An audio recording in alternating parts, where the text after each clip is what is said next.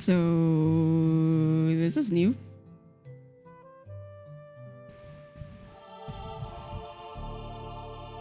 Hello, hello.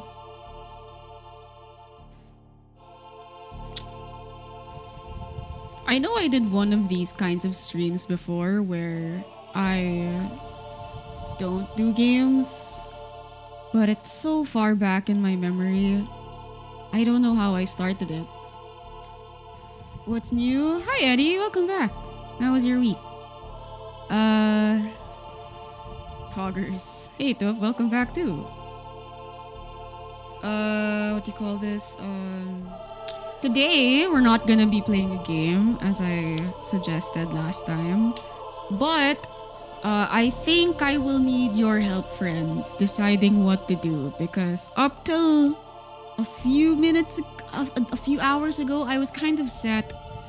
I was kind of set to redesign my stream graphics, but this is a little dramatic. Wait, let me just change the music a bit.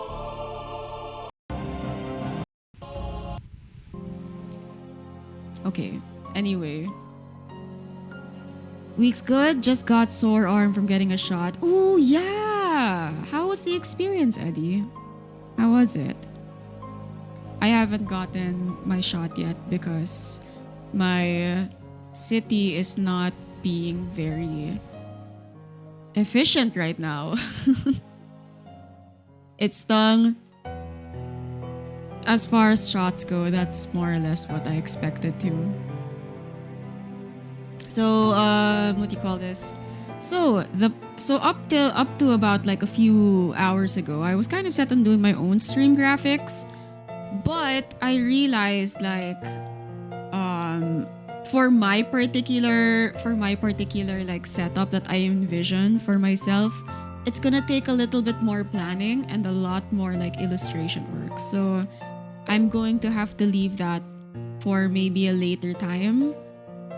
If I do it on stream because I want to have everything planned out. So I have three options. I have three options of. I was thinking of three things we could do today, but I don't know which one.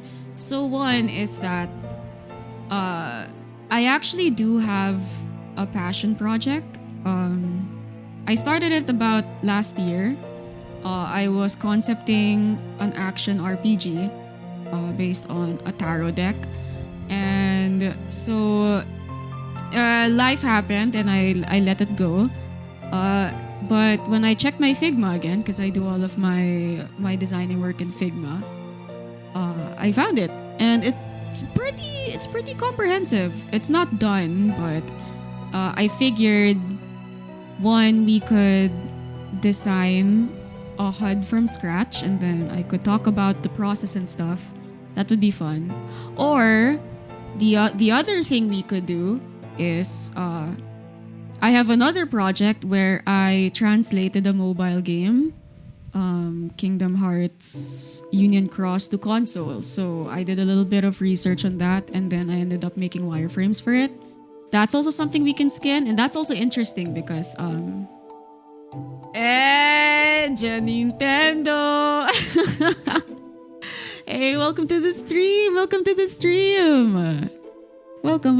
How are you? Hello.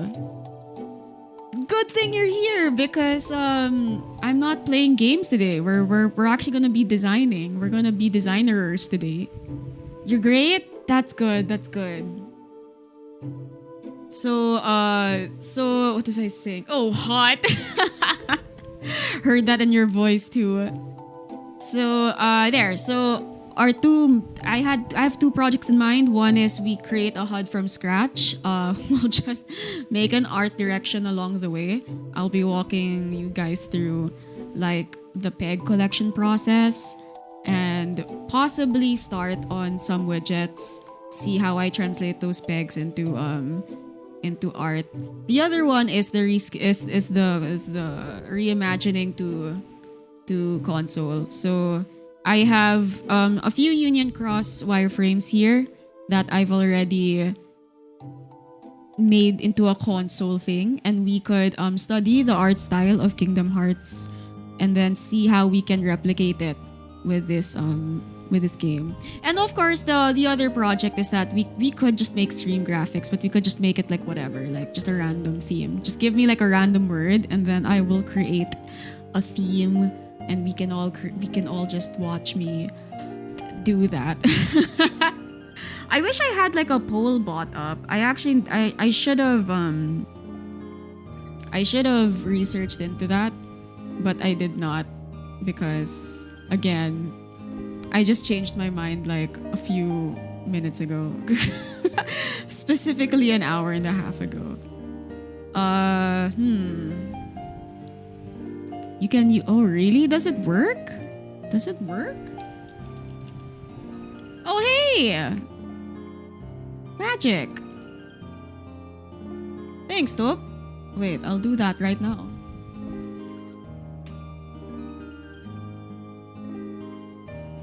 I swear, there should be like... Try! Okay, I will try. Thank you, Janine. Open setup menu, but... How do I do that?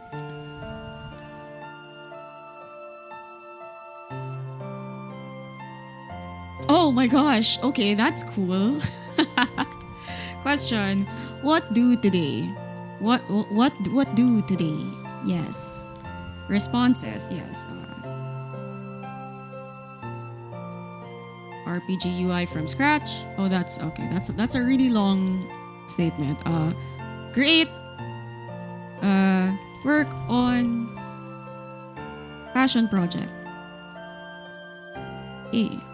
The other one is work on KH redesign. The other one is just action RPG tarot KH redesign, and then just chill stream graphics. Okay. Maybe for like 2 minutes, 5 minutes. We'll put it up for 10 minutes is long, but I can talk for 10 minutes. I always have a lot to say. Do you see it? Do you see the poll? That's so cool. Oh my gosh, Twitch. This is really the future. Best I can do is offer 28k bits for a drawing. Oh, Eddie, it's okay. It's okay. Just vote in the poll. That's more than enough for me. Hey B, welcome back to the stream. How are you? How are your novels? How is work? Are you working today? Yes, thank you. I am a man of maybe 2 talents. You voted? You voted? Nice. Can I see? Oh, there we go. Yeah, I can see like a real-time update of it all. Anyway, while you guys vote, what shall I talk about? How was my day? Today, nothing much happened. So I guess that's not something I can talk about. What you call this? Technically, my neighbor came over. I'm gonna just put my big ass drawing tablet to the side while we chill here. Technically, like my friend came over and then we just chilled and ate some snacks. And I realized, like, for the past few days, I've been eating non-stop, like, cheese and carbohydrates, like pasta and whatnot. And that's really made me so sluggish. I just realized now that not eating cheese actually is good for the body. Or maybe it's me. Maybe I have like an allergy that, I don't know, that makes me feel bad. But yeah, like lately I haven't been feeling that great. So maybe next week I will just lay low with that. I mean, normally I just eat fish and I avoid all kinds of dairy. Are you sure it's okay to play KH music? Well, B, it's fine. Cause like, we're still alive. what do you call this? Uh, as far as I know, all I'm playing is in-game music. So as long as I don't play the music with the words. Gasp, I just saw your recent streams. When did you play Atelier Iris 3? Oh, did you play it? Aww. It destroyed you? Oh. Worst they can do is send a hitman to your door? Well, no loss. No loss, yeah. Yeah, we played Atelier Iris 3 for a bit. It was actually pretty nice. Very... I only played 1 and 2, right? It was actually my first time playing the third one. So, it'd be like that. But it's not something I think I'll play in stream. But it's definitely something I'll pick up if I have the time. Yeah. It's very cute. The story is quite short. Please stream.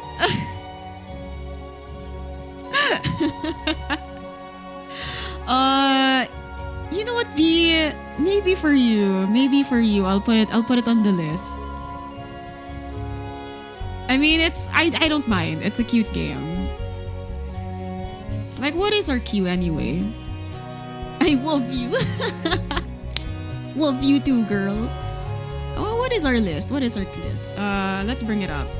I do have a list of games, but I also have your other games on queue, like Dragon Quest V and stuff.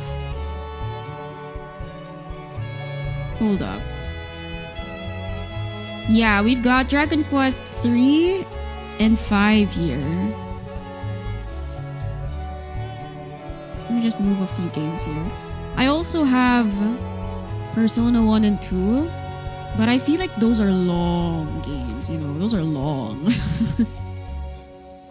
No, the poll is tied. Somebody vote. Or else I will be the tiebreaker. We're halfway through the poll. I guess it's like 5 minutes left. But anyway, yeah. If ever we play Atelier Iris, it's probably going to be after FF6 because that's the most likely game we're going to play next. Postpone my DQ request. Iris was an experience. Oh my gosh. I didn't know you felt this much about Atelier Iris 3, Meg. I thought you weren't super into the series.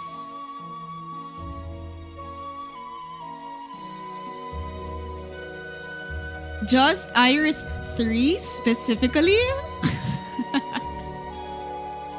I see. Well, you know what? I really am not. I don't even know how you started playing that. Okay. So it'll be FF6, and then Atelier Iris 3 next. Golden Sun is a fun game that I will probably play every other Friday.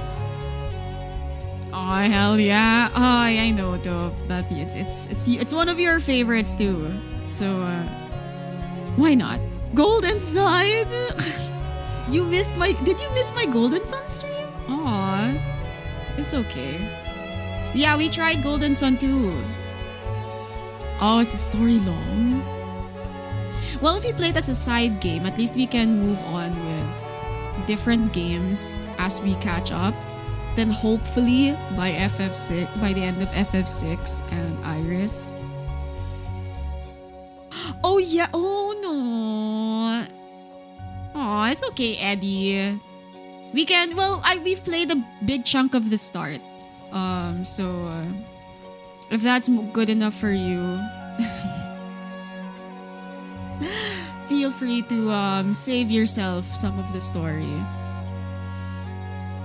I mean, I don't know how long it is. It might be really long, actually. Oh yeah, that must have been my bad week. Stay strong, B. You know what? I'm here for you. I really am. Okay.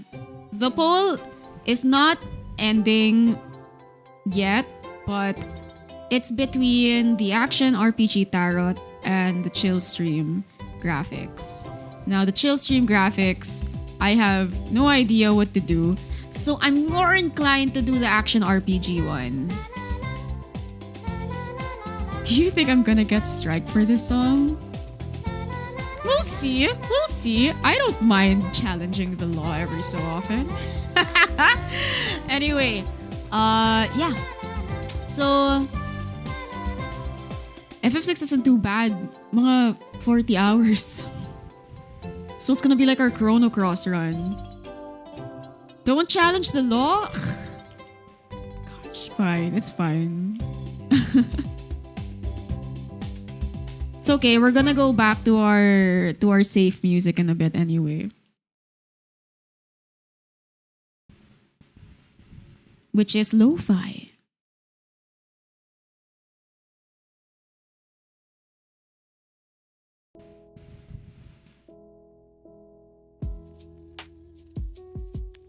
Alright. Okay, this is safe because I've played this multiple times and I'm still alive. So this mix is good. Shall we? The poll's about to end. Shall we do the action RPG tarot thing? Let's do it.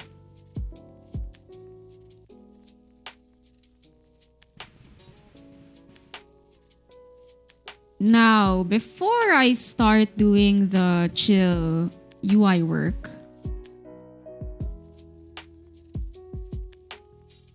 it's me. Okay. So, I will give a quick rundown of what this little project is. So, here is my Figma. So normally, like, for those who aren't super familiar with the process, normally I work with a designer that hands me wireframes, and then I skin them. That's more or less my job. But since we are starting from scratch, I had to do the designer parts also. And if I remember correctly, the main mechanic of this game was I wanted it to feel like a fighting game where multiple combos, well, where like if you press certain buttons in order, you'd be able to trigger a special attack. But it wasn't a fight, but it's not a fighting game. It's an action RPG, you see? Like thinking about it now, after a year, I realized, okay, that's gonna be so hectic for the player. But anyway, it was an idea and I explored it. So I have a few screens here.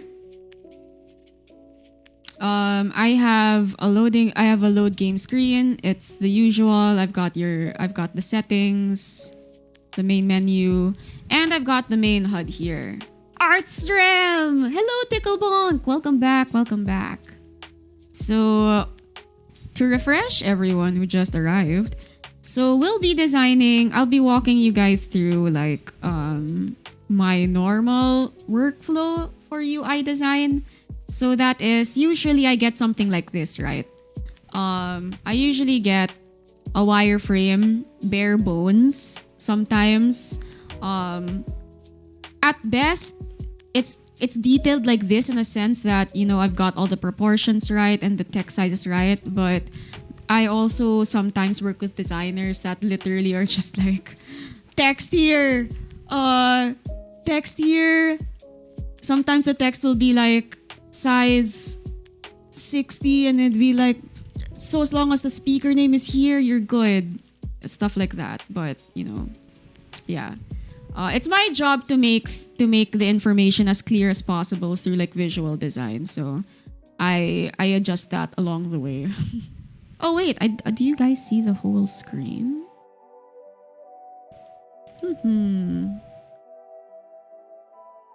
Perhaps not. Hehe.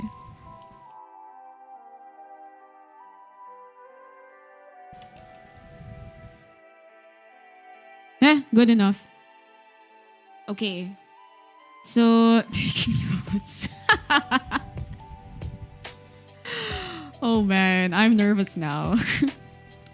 So anyway, so I think for today, normally it takes me about 8 hours to design one screen. That includes all of the widgets. So I think for today, since we're only gonna be doing this for like an hour or so, an hour and a half, let's pick the main HUD so that it's fun. Or maybe two of them. I might do what is the difference here? In-game HUD, default, skill ready. Maybe I'll design this screen. So a good chunk of my work also is thinking about the different use cases that might come up. The terms vary.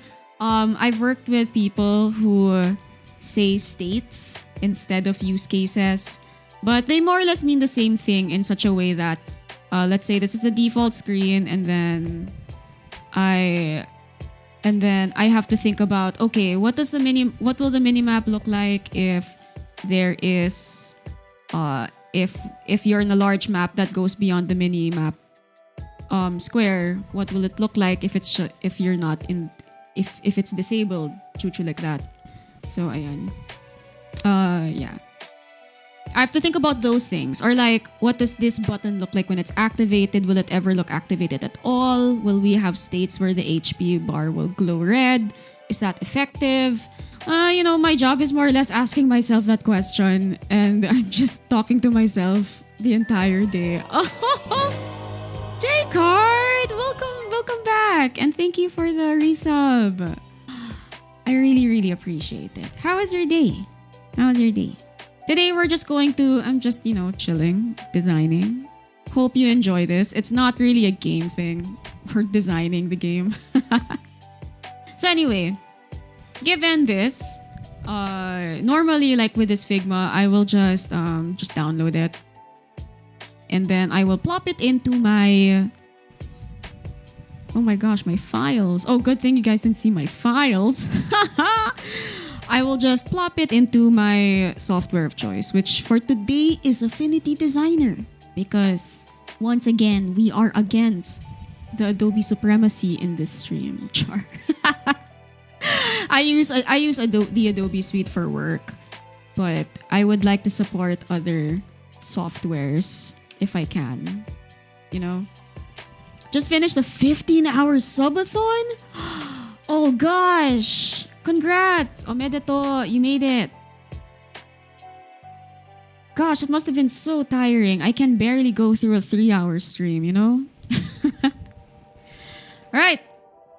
Now, let's do it! This is where the designing things happen. Now... Oh, I don't know if you can see it. Wait. Let's see if I can change my screen. Because I don't think you can see it. There we go. Alright. So... Actually, this is gonna be my first time designing... It's gonna be my first time designing on... Affinity. I mean, designing UI. Sorry, designing UI. I usually do it in Photoshop. But, this is a good experience. Why not? Is this a teaching session? I don't even know. I don't know why I'm talking so much. I mean, it's just boring if you just listen to music. Anyway, I'm just gonna briefly talk about like what's gonna go down before I zone out, because I'm sure I'm gonna zone out.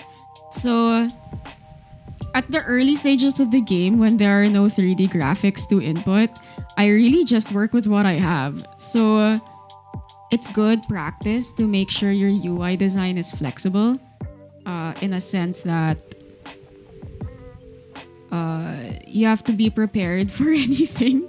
The UI has to look good no matter what the screen will look like.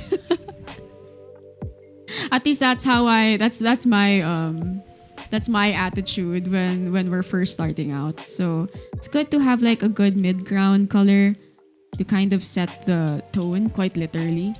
And then I work from here. So I think I'm going to start with designing the speaker name widget. This little guy over here. So yeah, relax and enjoy. I'll bring up the lo-fi.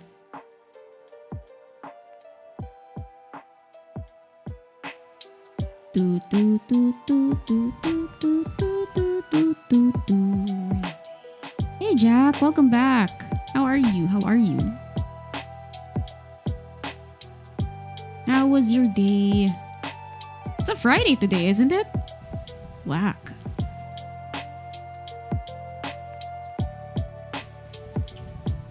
Alright, let's do it. I don't know what font I'm gonna use. I don't have that many good fonts on this computer.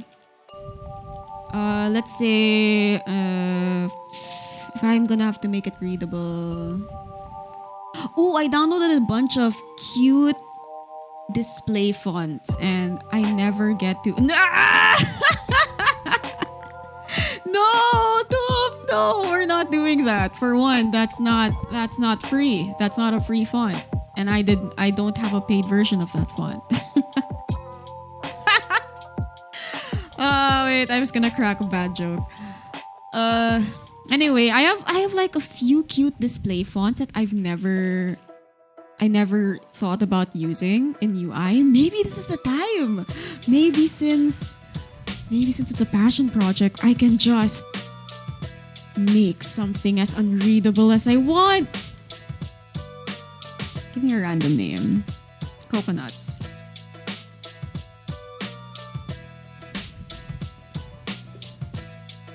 Alright. This is a really cute font and I really want to buy it. It's called Alenor.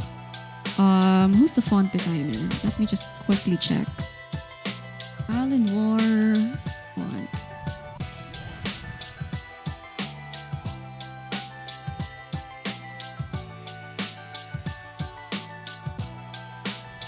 Is it this one? Yes, it's this one. Isn't it so cute? It's just so elegant and there's just so much personality in like the tilts and stuff. I really want to use it more. Okay, but who designed it? I want to know who to thank for this beautiful font. They're just...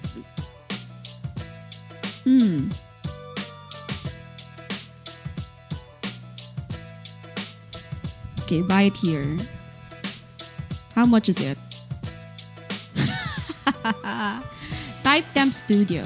Thank you, Type Temp Studio, for this beautiful font. So if no one knew how much fonts are, gosh, I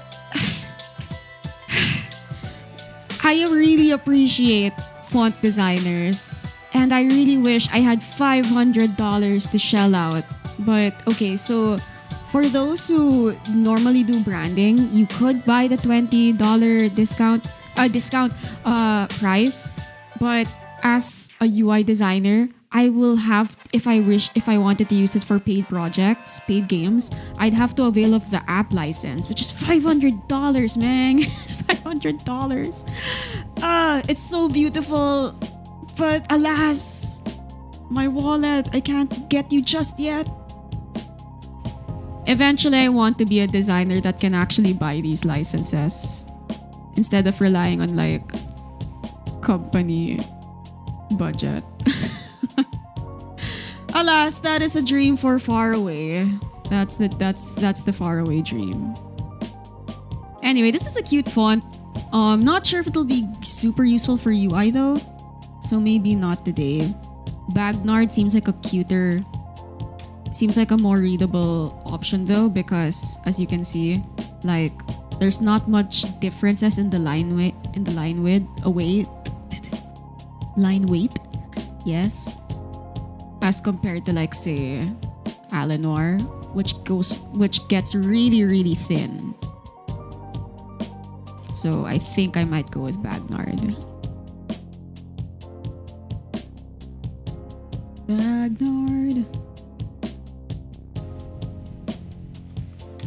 I may be saying that wrong though, because like, I don't know, it doesn't sound like it's English.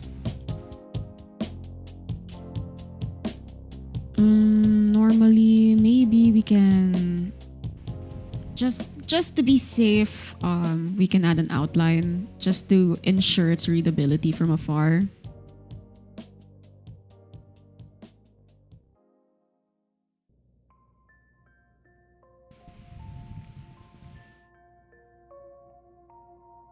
Man, can I just say though, like, something as simple as an outline, I normally have to clarify with the dev I'm working with if it's possible.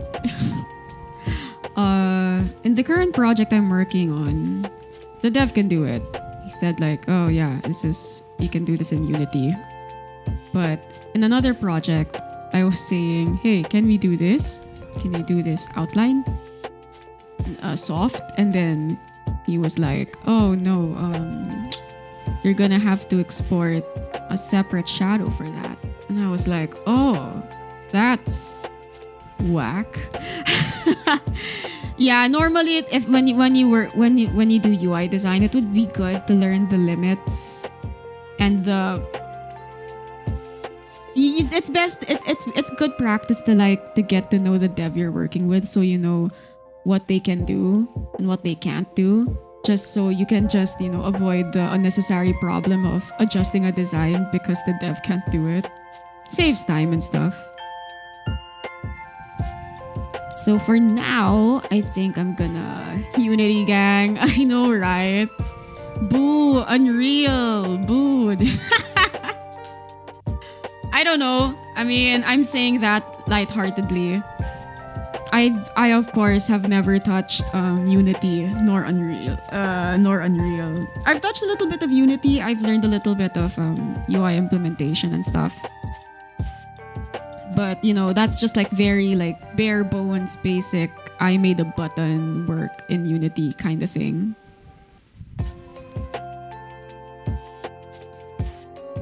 Oh, also, I don't know if there are like UI designers here who are listening, but like normally in design it's not good to use pure black because it just doesn't mesh well with a lot of colors. So what designers usually do is that they pick a dark color. So if it's a predominantly blue composition, they would pick like a dark blue that's almost black when they need to use black, just so it looks nicer. It really does make all the difference. But with UI, of course, you don't really know what the background will be 100% of the time. It's obviously going to be dynamic. So my cheat there is I just make it all black and then I just lower the opacity. So of course it looks a little grayed out, but it's because it adapts to the color behind it. And that way you don't have to think about, mellowing out the black and stuff. It's really cool. It's a neat trick I realized while I was playing with like opacities, trying to make certain light colors work in lighter backgrounds. Who knew you could use that for like shadows and stuff? Anyway, I just realized that outline is so thin. Maybe let's make it like 3.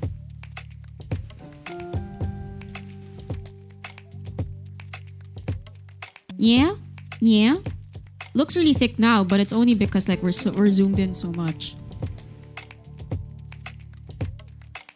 How do I 100% control 1? What?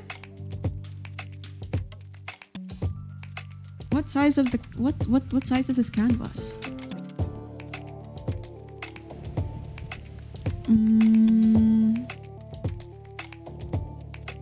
Is my monitor not 1920 by 1080? Oh.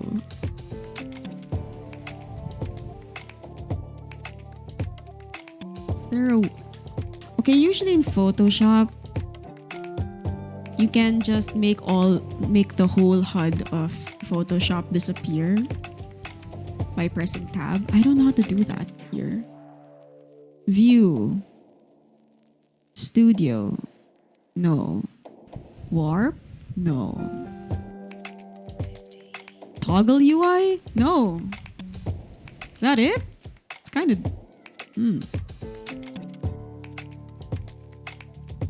If... well, I guess it's the closest we'll get. Yeah, looks readable. I mean, I'm blind and I can read it.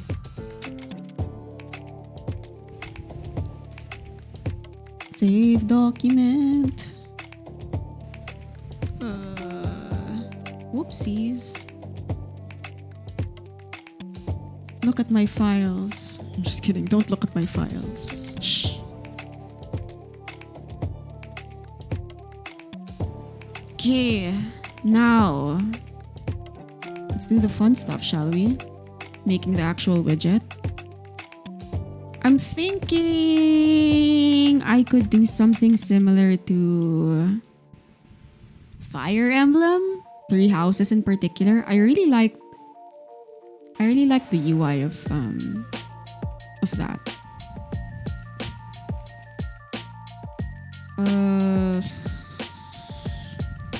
Fire Emblem, 3 houses.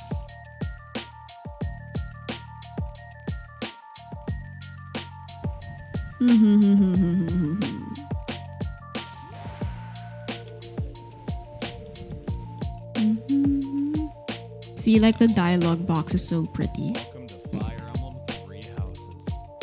Oh, don't want to spoil anybody. I'm sorry. We're just gonna go through like the first few dialogue options anyway.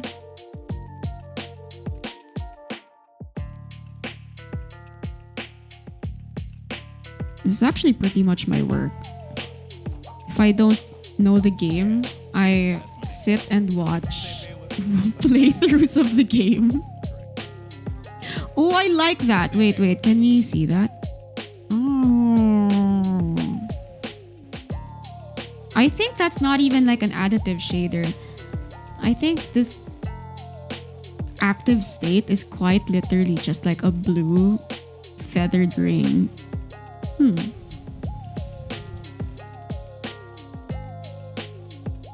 Anyway, screenshotting that. Boop. That's right. If not, See, look at the intricacy of this. Look at the intricacy of this dialogue box. some information she's going to see. But I don't got a joke for this, so I'll just go with my actual. I'm gonna wait. I'm the worst. Yeah, that works for me.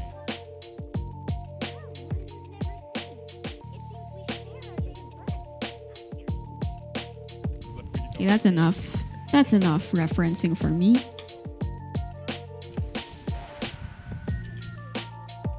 Okay, now that we have our references here,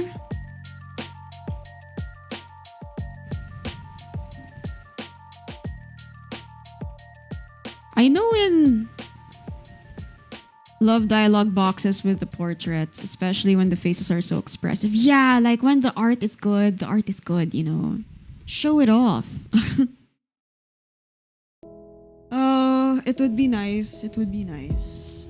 Nowadays, dialogue boxes aren't really a thing outside of JRPGs. Which I get because, you know, voices are lined.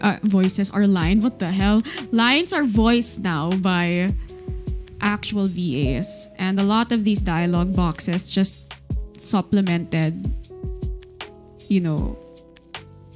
Back then, there was no voice acting. So obviously, like, they used a lot of dialogue boxes before.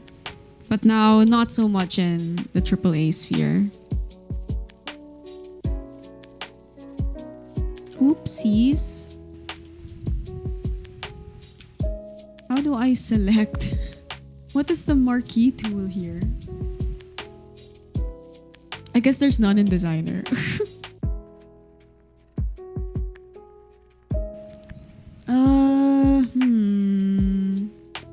What can we get from this? So there's in this dialog box, there's definitely, I want to get this, like, because that's kind of what my design is here.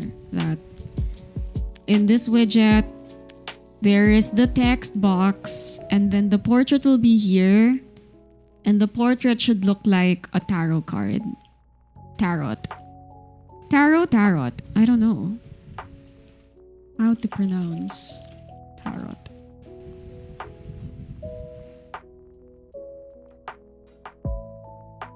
Why are they baiting me? The T in tarot is never pronounced. Yeah, okay. We are right. Tarot. Saint. Anyway, so it's supposed to be a tarot card. And I thought of this little dialogue box when I revisited this a while ago. So what can you get from here? So there's this little Celtic pattern here on the side. Kind of cute. It's not really historically accurate. Arrow.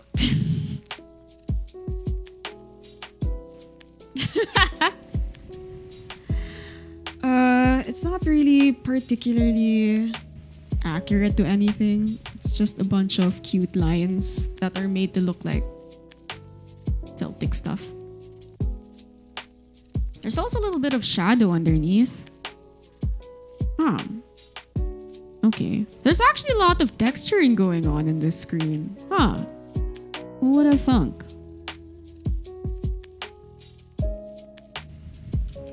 Okay. We can do something kind of similar. I do kind of like that pattern thing going on, but I don't know how much patterning I can do. We'll see. We'll see what we make in our stream session. I think we'll just make this one widget, honestly. Okay. Maybe we can have like a little cute shape.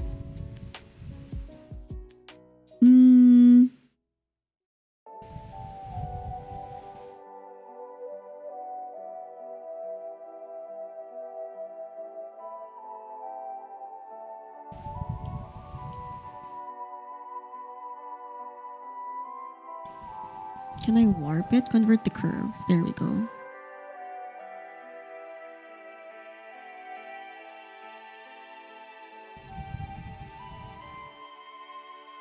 Ooh, maybe we can make it look like there's lens distortion. Make it harder for the people implementing it in the future.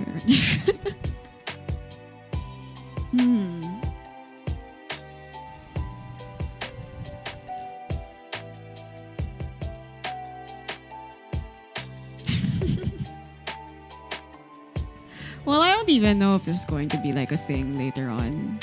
Would be a nice proof of concept.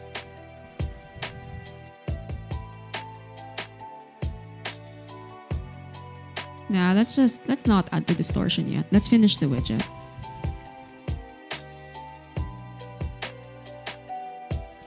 So I'm thinking we could do something like this. Make it a little fancy. Oops. There we go.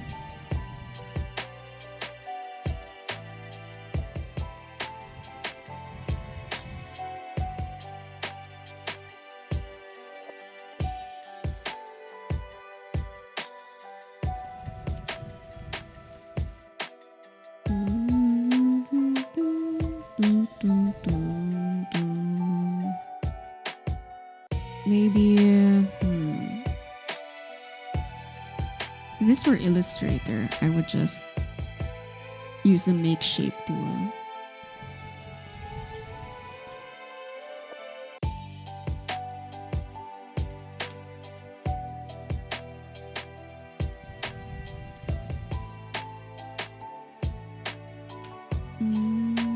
Yeah.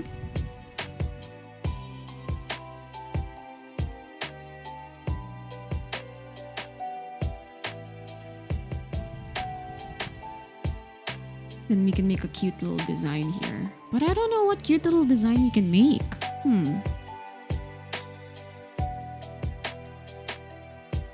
Let's check Pinterest. Trying to think of like a museum that we can look at.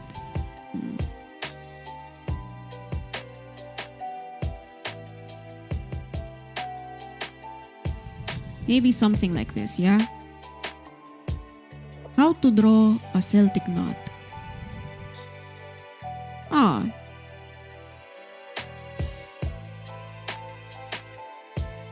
Actually, this would be fun to practice outside of stream.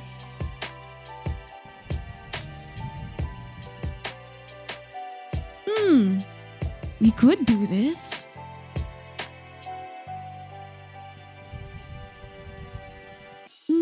Yeah. We can try it. How do I do that here though? We can draw it first. Oh my gosh, I'm so sorry, friends. Layer management is so important. I'm sorry I don't do it.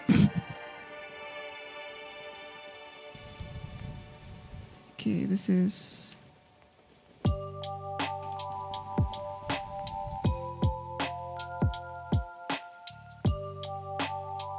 This is widget 1. Let's call it... Normally, I just name the layers based on like what it's going to be exported as. And I have a tendency to make really long naming conventions. Base. Let's call it base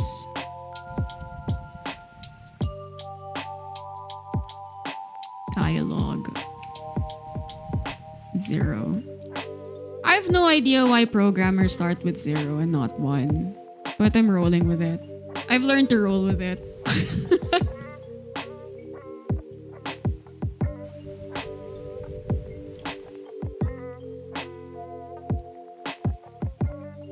Maybe we can just make the grid that we just saw.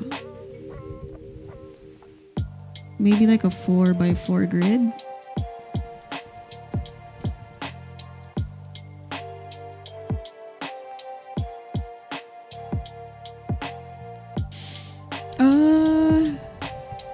How do you adjust this? Arrangement. Please arrange it for me. No. Alignment?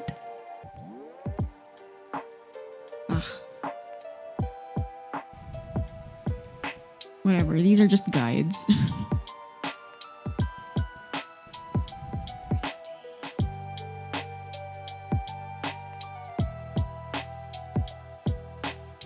This can be under base dialogue 0. Searching up why devs start with 0. Dope, you don't know? Aren't you a dev?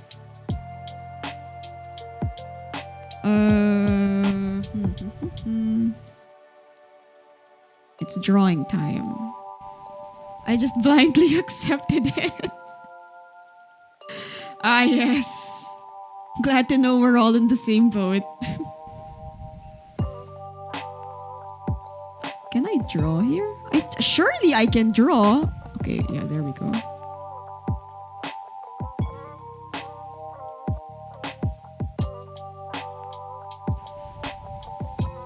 Maybe we can just have fun with this little drawing here. What did it do? It just kind of played around with the grid.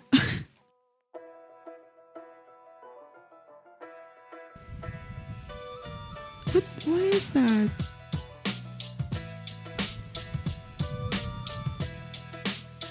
Okay, that makes sense. I'm just gonna follow this tutorial. Hope for the best.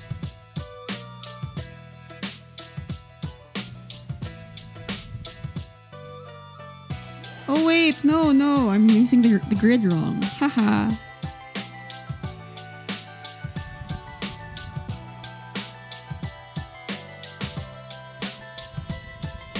Okay,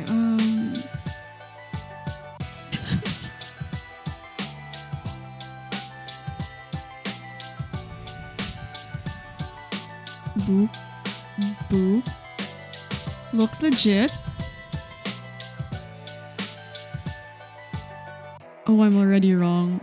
Oh, I'm not wrong. Am I wrong? I'm not wrong.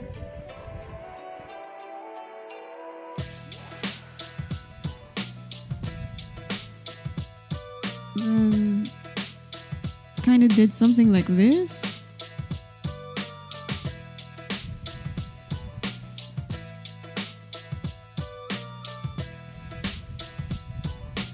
Yeah.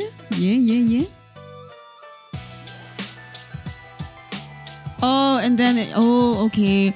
Oh, okay. Nice. We did it. We made a very basic Celtic pattern, and this will do. This will do just fine. Pretty good. Thank you. Nah, I'm just kidding. Of course we're gonna clean this up. We're not gonna leave these sausages be.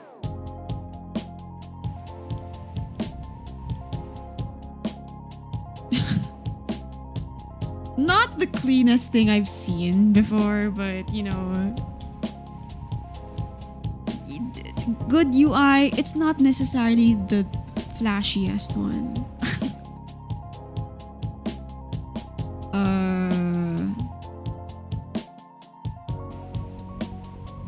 How do I tie this up neatly though? Maybe it ends here.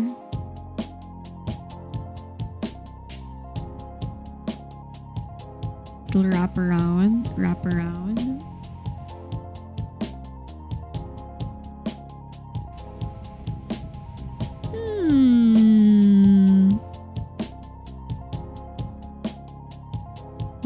It'll go here. Yeah. Looks kinda legit. Not really, actually. Never mind.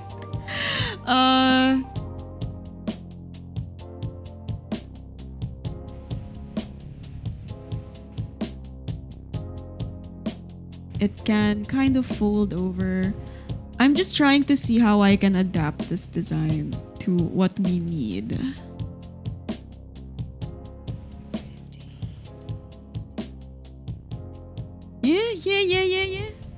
Yeah. Cool. Let's work with this. Rasterize, yes.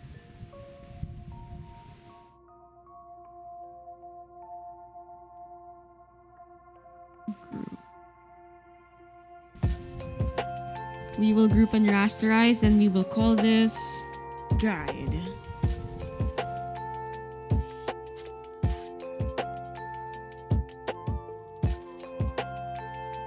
So now that we have this very cute triangle shape, I just have to figure out what to do with it.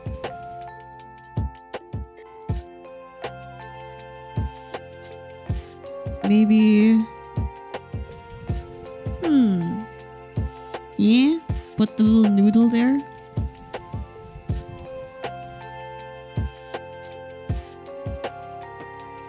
I don't really want to commit to vectoring this whole thing if it's gonna look ugly though. So let me just like do a quick test.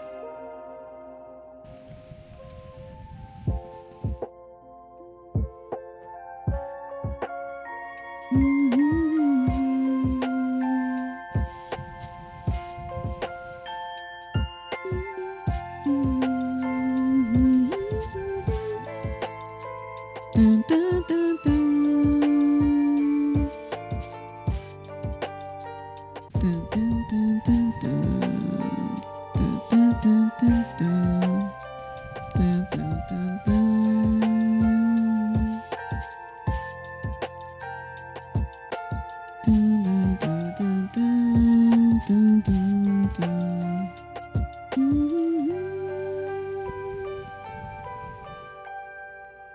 I don't actually know what color scheme this game is gonna be.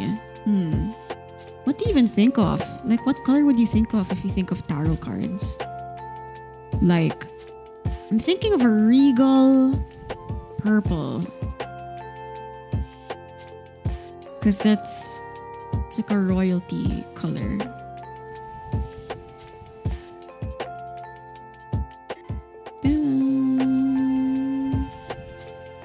But I feel like I always make my projects purple now.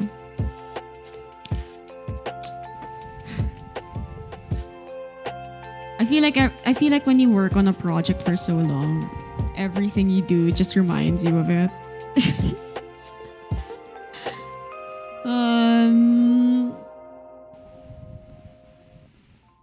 Maybe this is fine.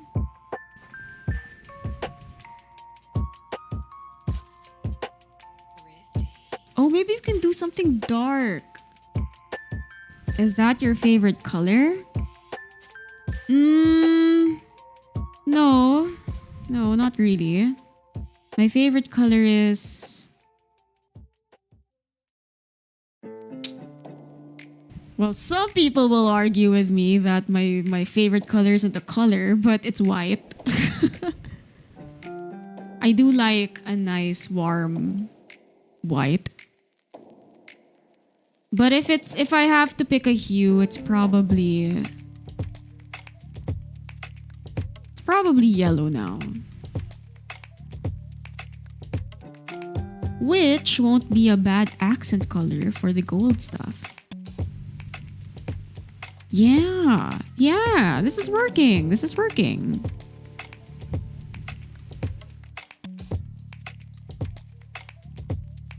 The little pretzel is blending in.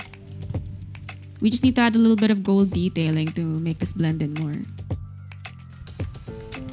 Now, this shade of indigo is just a very prevalent color in a project I've worked on for a while.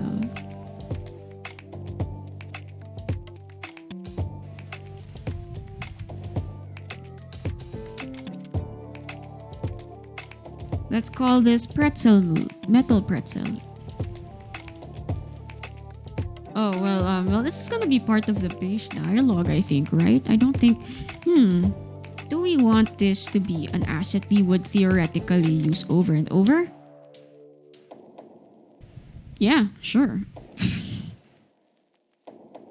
Let's call it decal.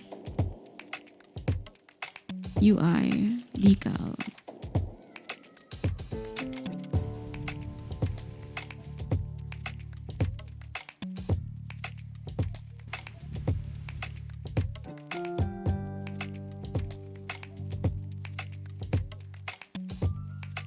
It's such a strong statement, though.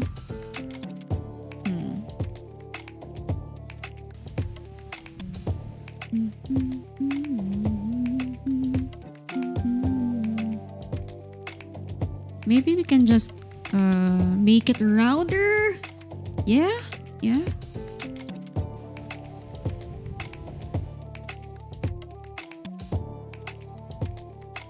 And make the tip sharper to better the shape.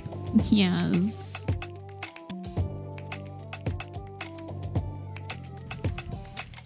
Okay, that's kind of cute. That's kind of cute. Yeah. Gonna take a mental note of that.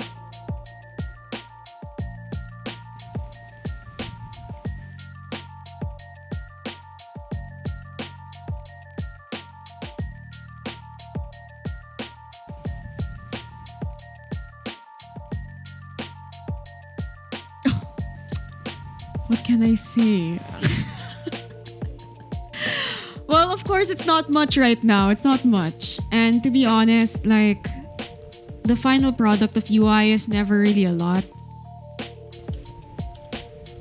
But damn, dude, it looks kind of cute. It's looking kind of cute so far.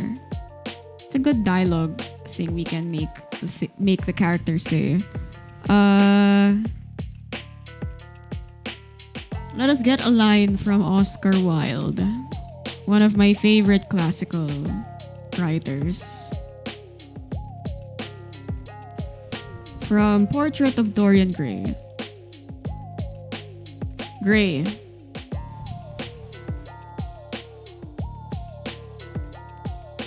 Gutenberg. Dorian Gay.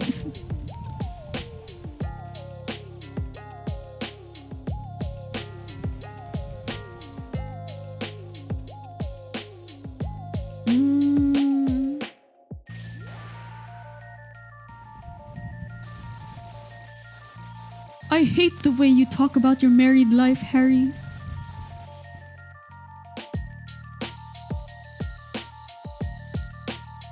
It's also good to test with the limits of what you're designing for. So for a dialogue box, imagine I try to think about the longest string that will ever be displayed in one go. This is very long.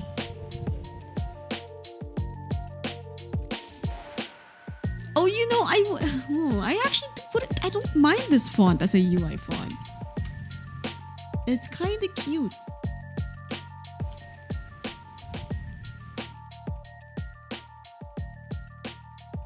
Yeah, this is my favorite name ever is just hello. And then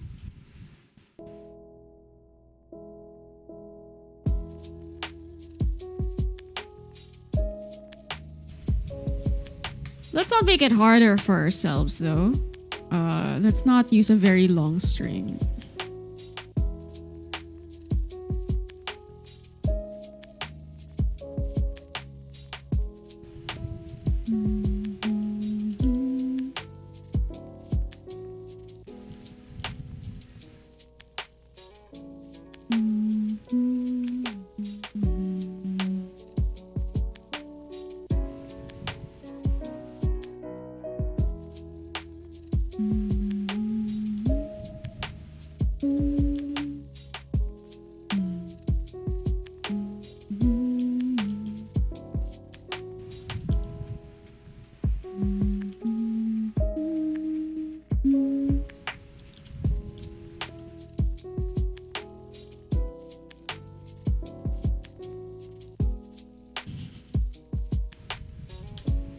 I had to read Picture of Dorian Gray for a high school book report before. And to be honest, I only picked him because I heard he was very flamboyant in nature. But I actually ended up really liking the book. It's a pretty good classical read if anyone was really planning on venturing into that kind of writing style.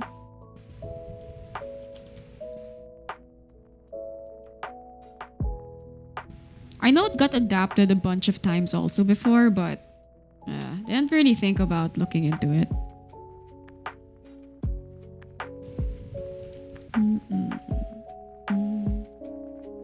Let me just add a little bit of gold detailing here. Again, nothing too concrete. I just want to... This is still more like the rough draft of what I want. Not really committing to any solid detail. Just want to go for that overall feel.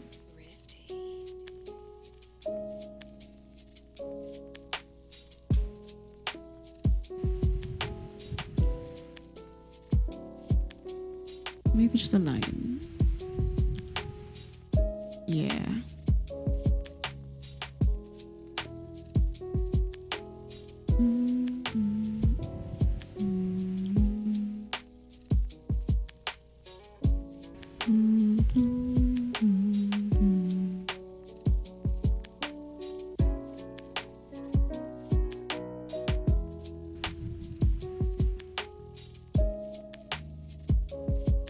Yeah, overall it looks pretty nice, yeah.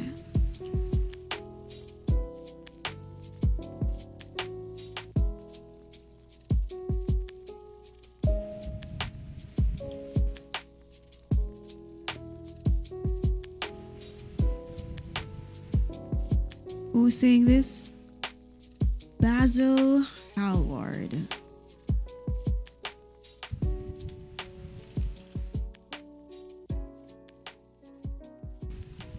Well, now that I've used it though as a body font, I think I should use something else for the header. But what could I use?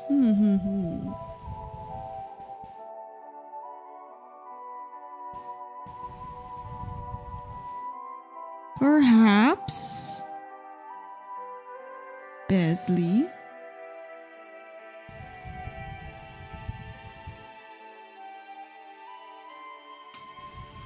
Oh, I should use this for the body. Yeah. Besley. Oh, but it's not that cute. It's not as cute as Bagnard.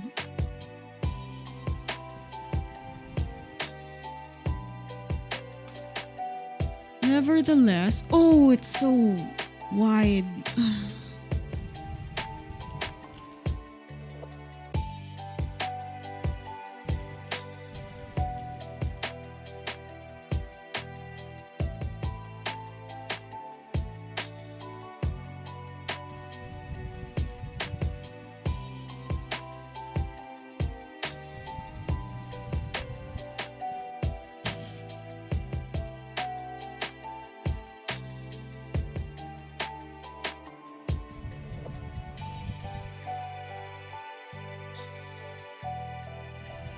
We could also make it pixel font.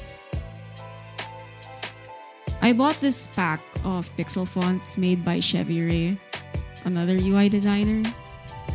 And I've been thinking, like, I want to use them. I want to use them on a project, but I just don't know which.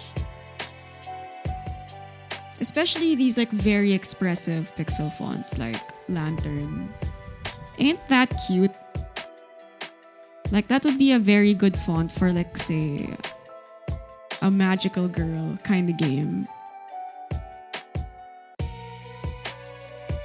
And classified could be like a good mystery, a murder mystery kind of font. Ooh, pixel art projects maybe? Ooh. Could be too.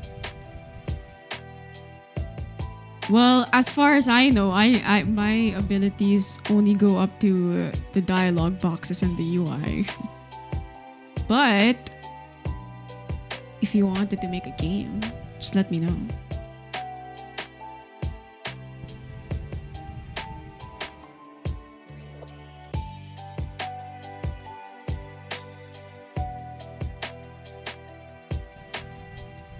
Oh, this is so cute, but it's really not in theme.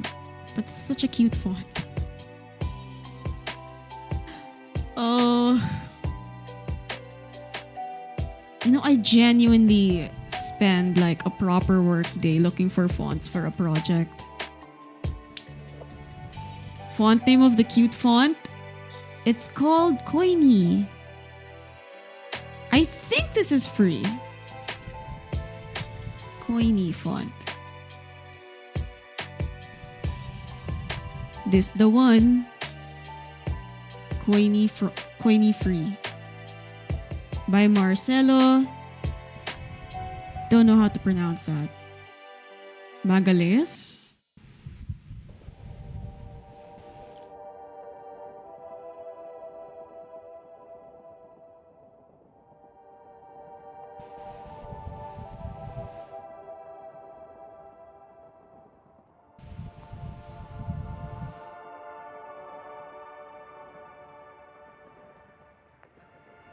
Like, it's so difficult. Once you find a font you like, you have to go ahead and find another font for like the headers and stuff. Unless you're the type to use just one font family for the entire project, which, you know, in hindsight is like a good conservation of energy. But I'm kind of extra. I like pairing fonts.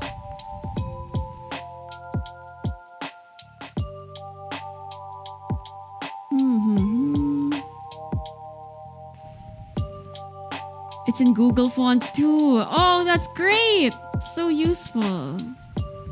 No problem, though. No problem. Yes, extra. I respect that. Thank you so much, Janine. Thank you. I feel very validated.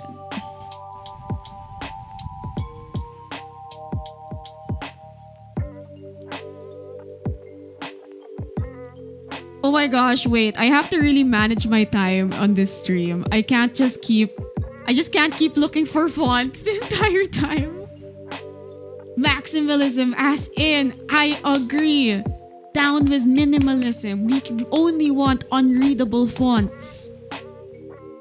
What's your max number of fonts for a game?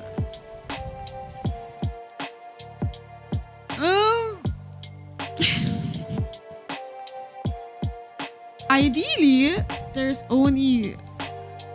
Okay, ideally, max 3. 1 for numbers, 1 for headers, 1 for body. But I've had situations where I've had to use 5 in one go. So, yeah. There's really no max. Extra! Extra, truly.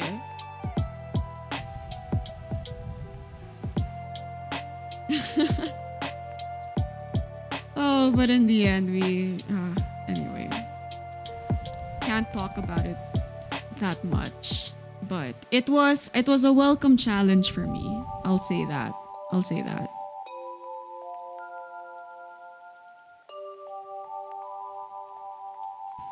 But you know what? Maybe for my next project, I will use 5 fonts. No one can stop me. 1 font per word.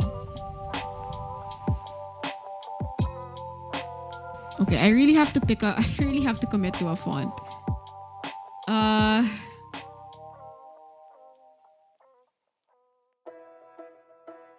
I'm gonna commit to Besley. Besley, yes. I mean, it's from the same font family. We'll just adjust. Out of spite. Oh, man.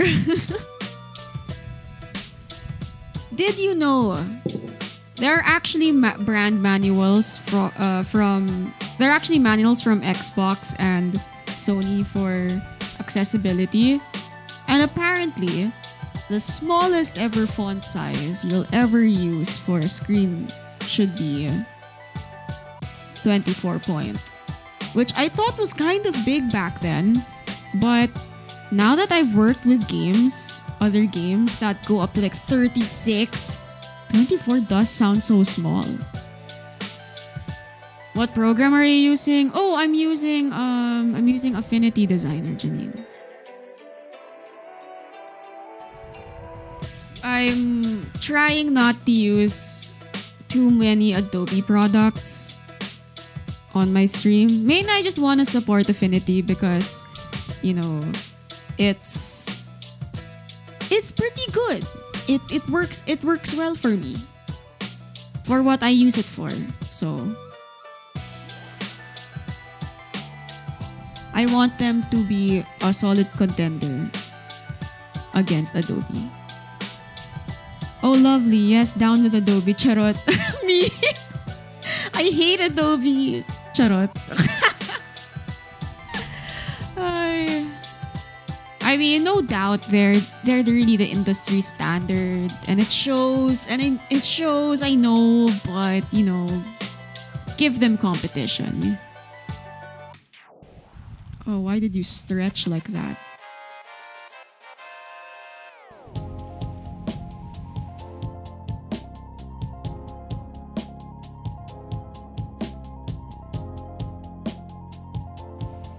I don't think early HD games went over font size 12. Oh yeah, well, to be fair, Eddie, the screen size was much smaller back then.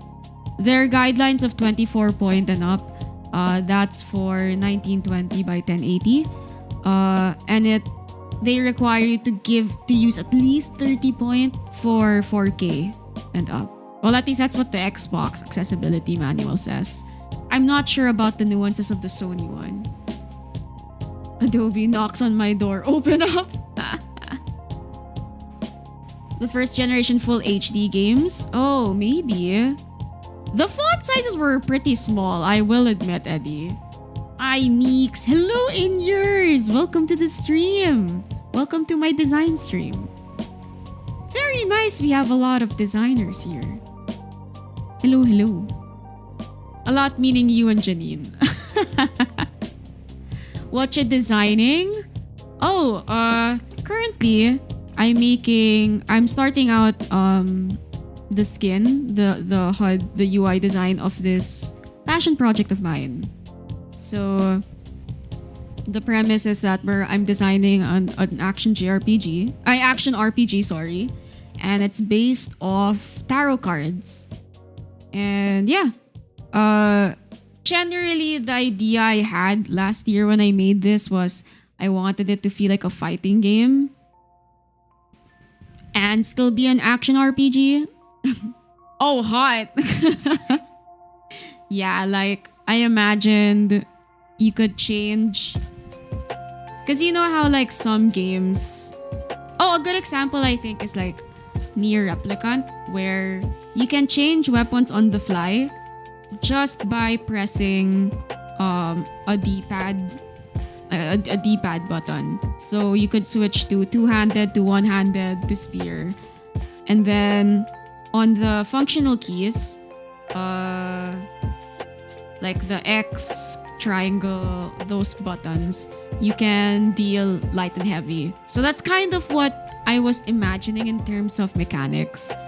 Plot-wise, instead of changing weapons, I thought it would be cool if you could kind of pick three cards from the major arcana to use in one battle, and then one button will unleash a reverse, like the upright, like an ability associated with the upright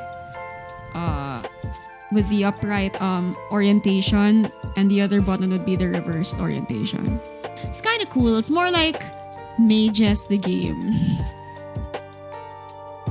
But you know, of course, like it was just like an idea I was playing around with. I didn't think about testing UX or anything. I actually dropped this project for a while. And now we're picking it up for stream because it's cool. It would be a cool thing to do, doing UI here.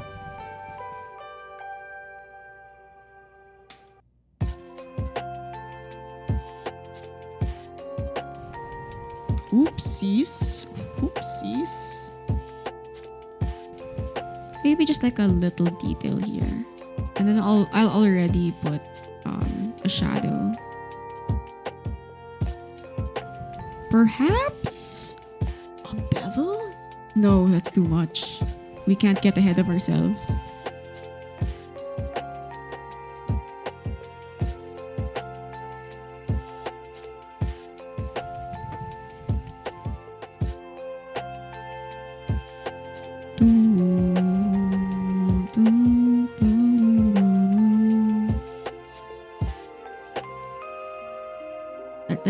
That's enough. I don't want to over-render again because it's too early. It is too early.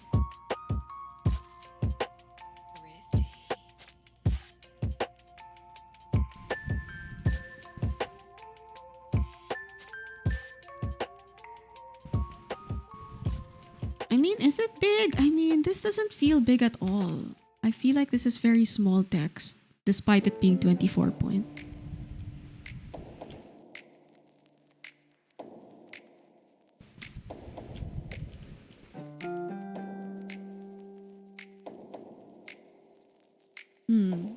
Maybe we do live in an era now where we do prioritize gamer experience. There's a particular game in my head. I'm trying to remember which one. But it's... the font size is so small. You can barely read it. Like, it's so small and then they use a font that's not even... it has such a big... it's so dynamic as a font in a sense that the thin parts go really thin. Gosh, which game was that? Was it God of War? God of War.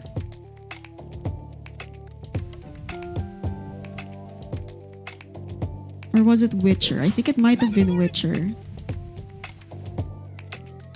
No, this is readable.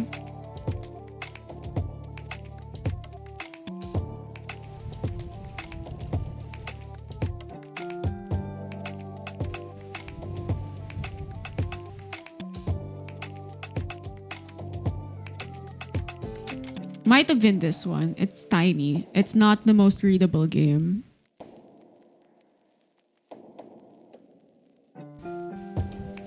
Anyway, it'll come to me.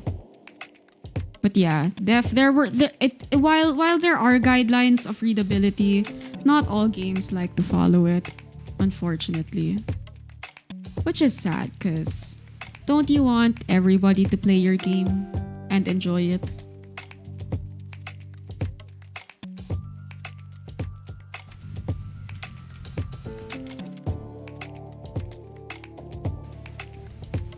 I won't touch it anymore because I want to design the tarot card. Like how will we need a random anime portrait to be placeholder. Anime girl.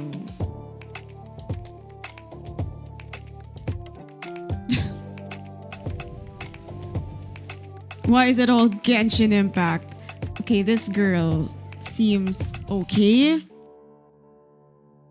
She's just going to be placeholder for now.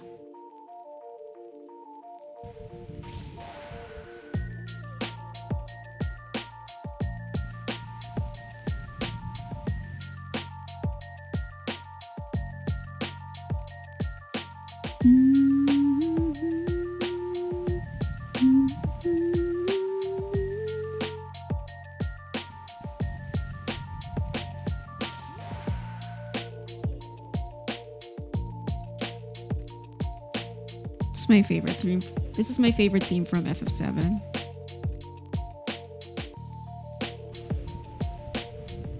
Wait, I'm just gonna clean up this picture though a little bit. Get rid of the background and stuff. Not her though.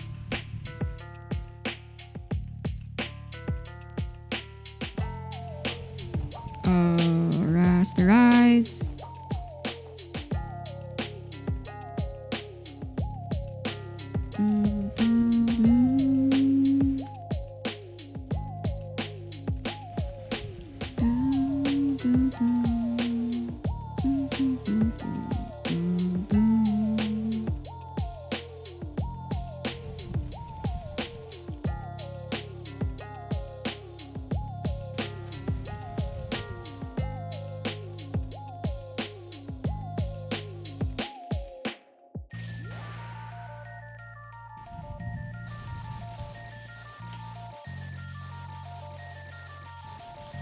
I don't even know where she's from. I'm afraid she's not as distinct as I... She's not distinct enough for me to like... recognize where she's from. But this is good enough. Yes!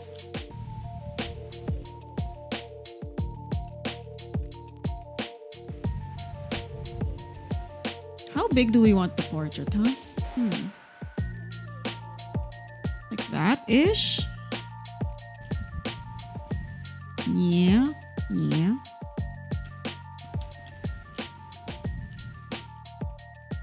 Not quite the best character for for this dialogue, but it'll do.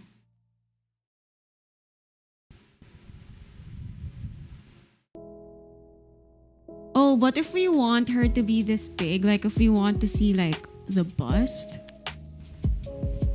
we won't see much of the card behind it. I mean, I don't mind.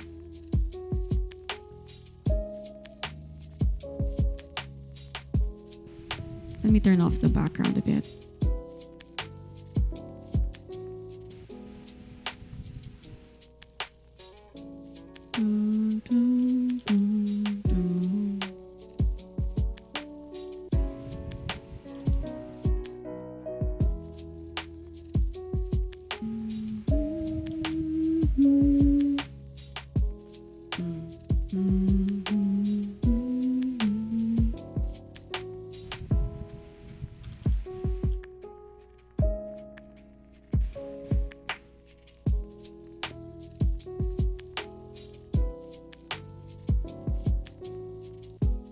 Oh no!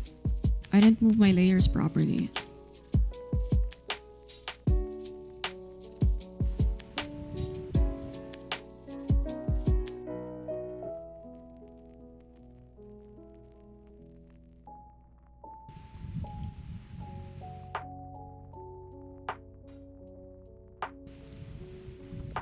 Okay, I kinda, with a dark background actually, I kinda don't vibe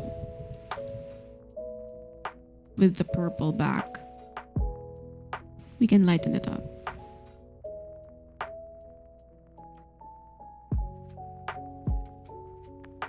Basil the anime girl. Yeah, that's her new name now. We're renaming her to Basil.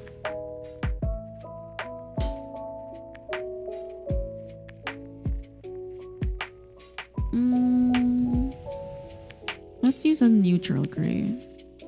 There we go.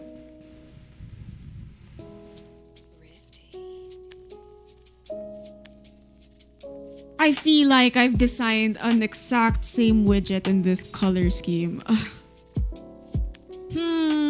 Okay, I'll change it up. Or I'm gonna make it purple E.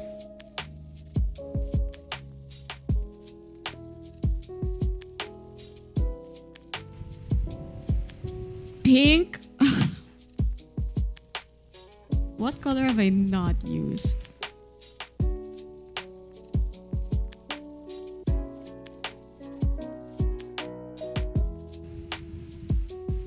Just because. Let's just make it green?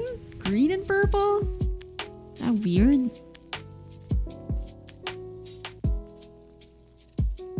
Not so bad actually. I'm kind of vibing. This could work. This could work.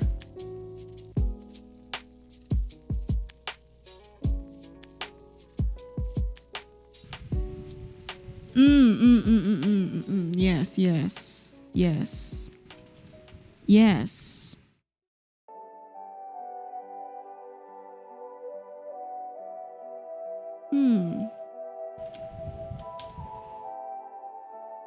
Kind of looks like a blackboard, but in a good way.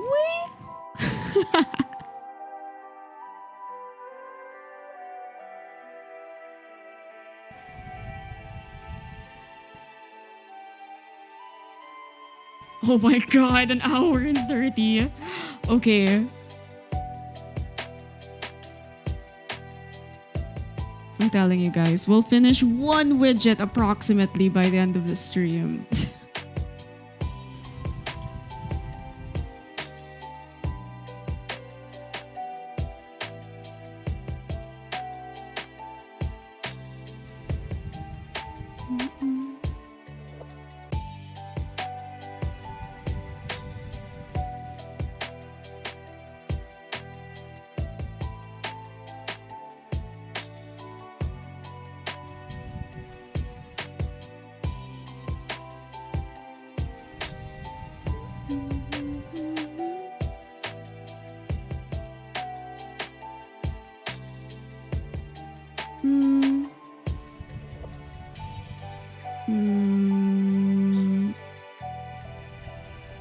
Needs an arrow.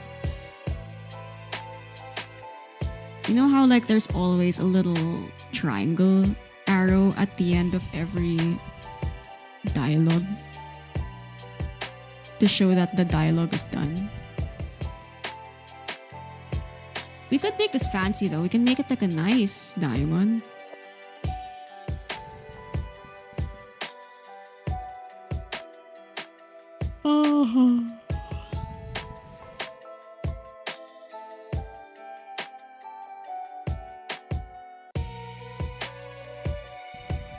Again, just lower the opacity, just so it blends in. Is that a big arrow though? Kinda is. Oh well.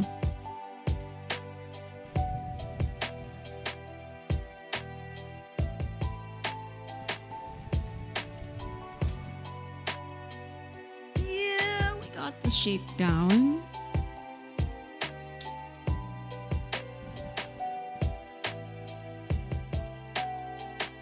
Oh, also in Celeste, sometimes they have certain words animating. That's so cool, right? I like it when they wiggle and stuff. Jamster! Thank you so much for the resub! How are you? Welcome to the stream. I recall a game having an arrow to indicate more text and something else to indicate. Oh, that actually could be a thing. Yeah, def. Yeah, like sometimes there's gonna be more dialogue, right? And then you have to prepare yourself. Hi, I'm good. TY, how about you? I'm good. We're currently designing widgets for UI for fun. But otherwise, it's a good day. It's a good day. Sleepy day.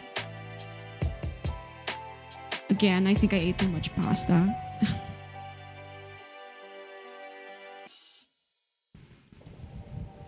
I suppose if we want to accommodate that. I wish we brought that back though, Eddie. Like, it would be nice to have an indication when somebody is about to continue like a conversation versus like stop.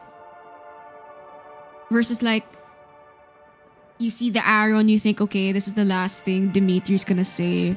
But then turns out he still has more things to say. Slept a lot too? Oh, nice. Sleep. Good. Pasta is so good though. Yeah, it is. But doesn't it make you sleepy? I think there's a threshold where if you eat too much pasta, it's just really gonna make you sleepy. Maybe an arrow down when it continues and a block when it ends. I've seen people use blocks actually. Like blocks like this. For the older games. But nowadays, I feel like people have stopped using the full stop. I'm gonna call it the full stop. Games like Animal Crossing, they just use the arrow now to indicate like the end of a sentence. Where is it? Where is somebody speaking? Can somebody speak? Like this one. See, there's a little yellow arrow there.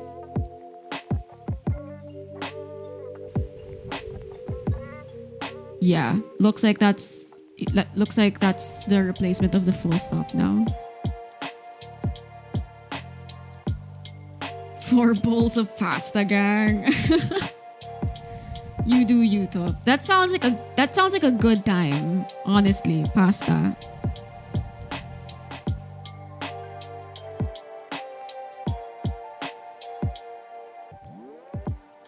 I feel like I can have like one plate of pasta and then that's like I'm good for the day.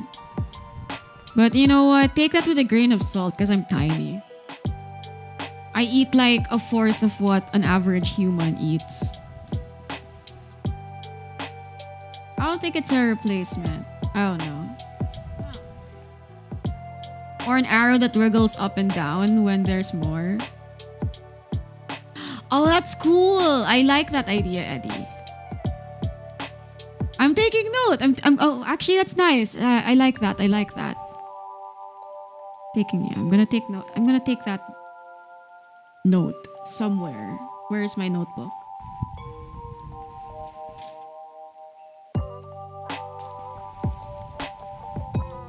Because that's always been like my problem with dialogue.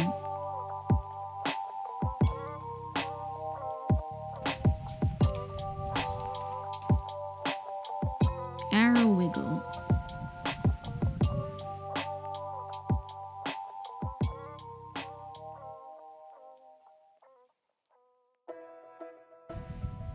Alright. things to use at work. It's always nice to hear like suggestions and feedback from people who play games versus people who make games and stuff. Offers a fresh perspective. Given that, I kind of want to add a little bit of personality to this triangle. I just don't know how yet.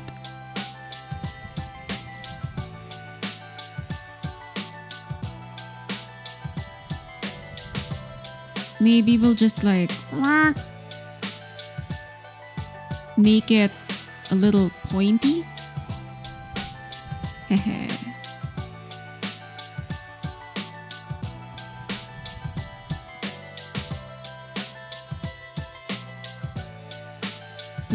It doesn't match the font. I'm sorry. Maybe it's more chaotic when the emotions run high. Like it's gonna bounce. It's gonna bounce out of frame. It looks like a bikini bottom. Oh yeah, that's exactly what we're going for, Jamster. I'm glad I got that down. I will have to make it more bikini looking because if you notice, the font doesn't really end in a taper. It ends in like it ends in a blunt way. So I think I might like do that from scratch.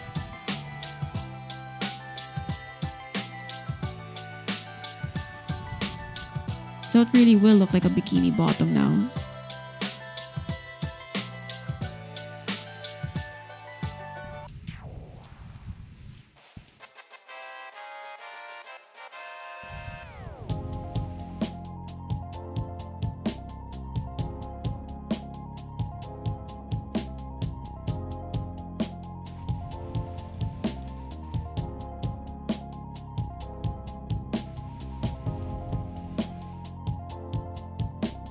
Oh my gosh, me versus aligning things.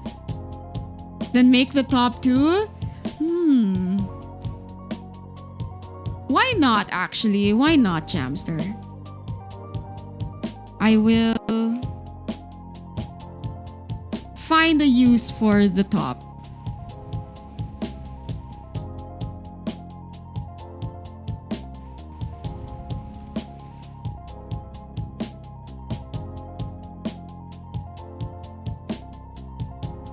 Two small triangles?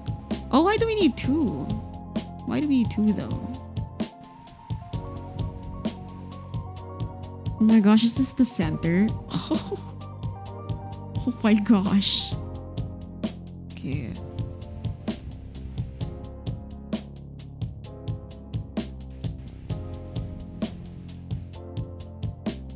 Okay, we'll straighten this. Oh, that doesn't look right. That doesn't look right! Ah!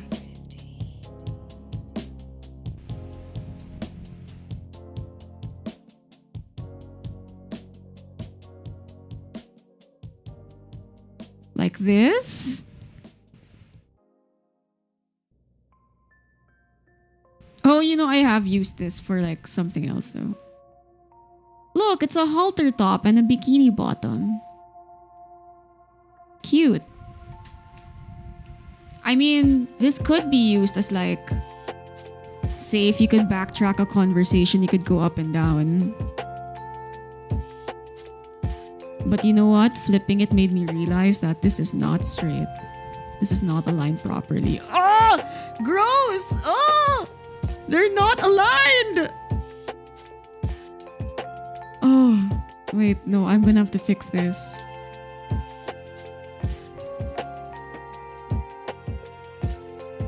What is the absolute middle of... Okay.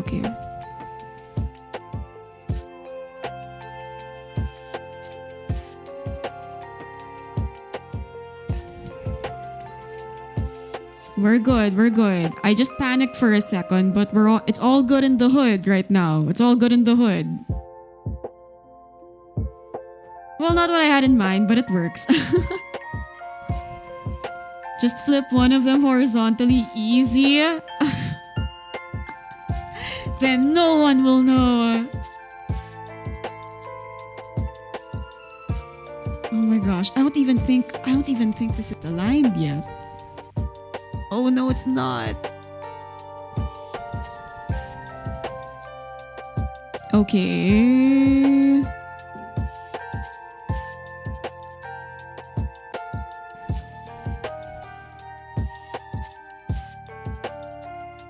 Okay, I thought I was getting a little bassy, so I turned down the bass. You know what? This isn't even a pixel. I don't know why. I'm gonna stop thinking about it. It's aligned. It's fine. It's fine. For now, we have to move on. We're an hour and 40 in.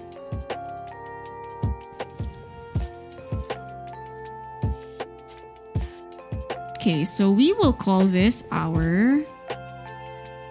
What do we call it even? Our...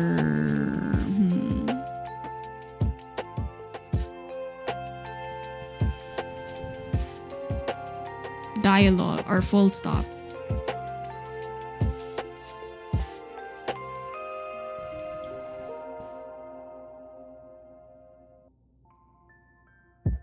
Some of them are like at the edge of the dialogue box. But I kind of don't get how that works. Or how it could work, rather.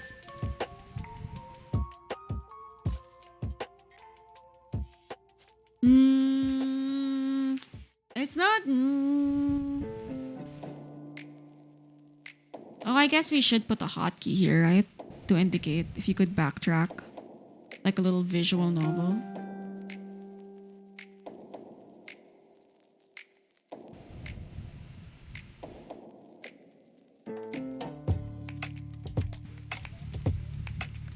Hell yes. It's the Turks theme.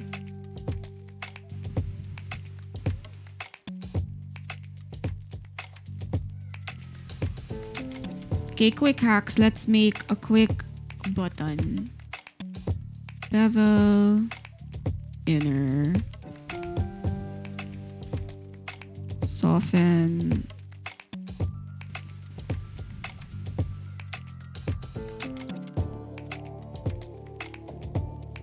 Or maybe 3D would work better.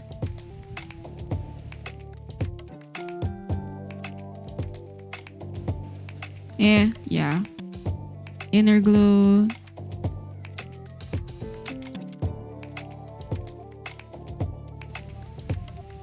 High intensity so we can, yes.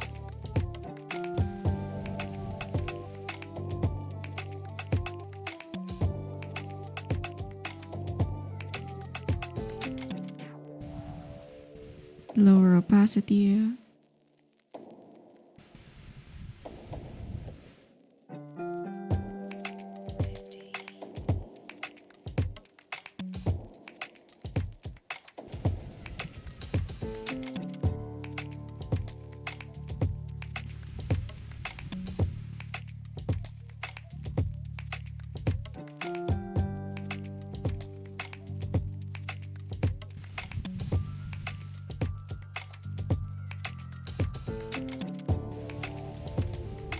Oh, fancy font. What's the color of the X in Xbox? Oh, I have an Xbox controller here. It's blue. What's the green button? A.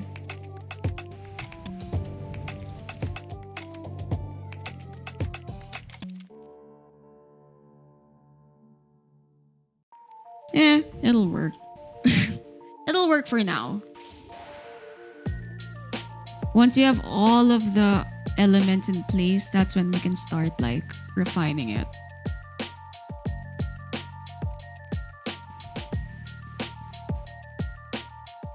Let's give it a gradient. Yeah.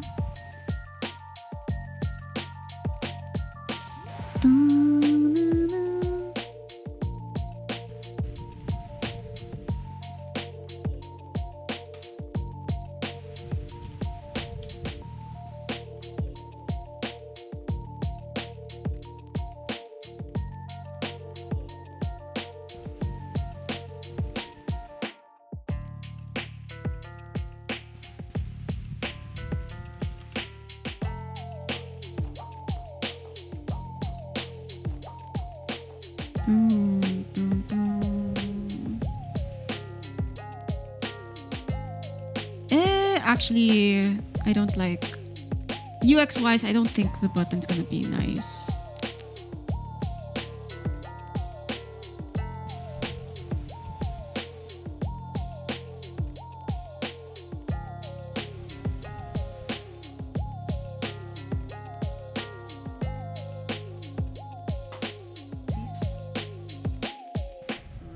Left button.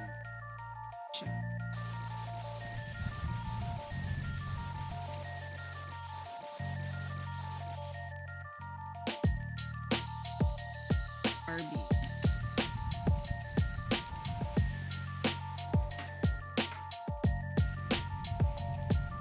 It's nice keeping controllers nearby because, like, as I design stuff, I like to think, okay, but does this feel natural? Like, is navigating through a particular thing natural if I use the right trigger or right button? Those are kind of the things I double check so I can bring it up with design, if ever, like with the game designers. It's overall like a check and balance thing, I guess. When you design UI, UX, it's not a clean, like, okay, designer figures out the game flow and the wireframes, hands off the UI, and then from UI goes to VFX. There's a lot of back and forth that goes on. Not just in that small circle, but sometimes even to 3D assets, sometimes even to dev and stuff. If there's anything I learned being in this industry for a while, it's that we're all just really playing Sudoku, except everybody changes the numbers.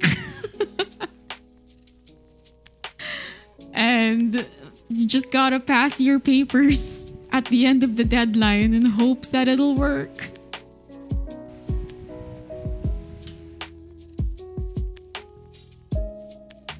Like when one person changes a thing and then they tell the team, it's like, okay, gotta change my thing.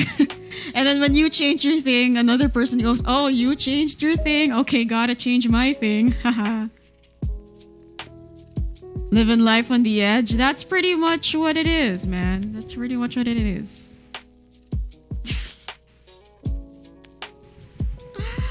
Oh boy. The life. That's the life, I guess.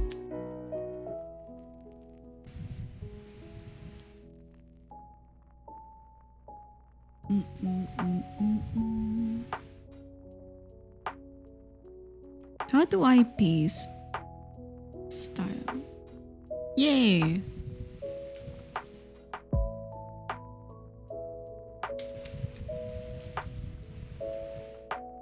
Left trigger. Do do do do do do do.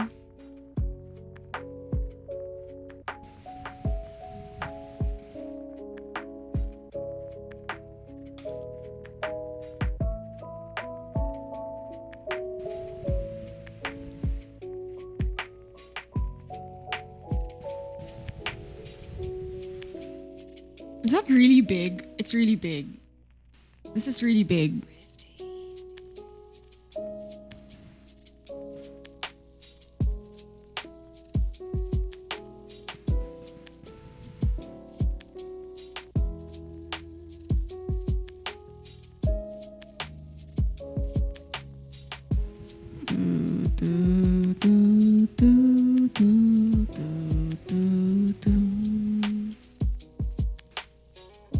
Oh, it's really big.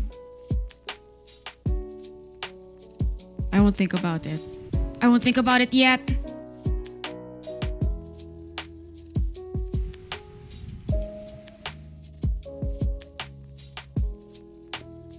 Okay, the halter top kinda isn't working for me. So I might just stick with like an arrow. And then put the button here. Yeah? Yeah.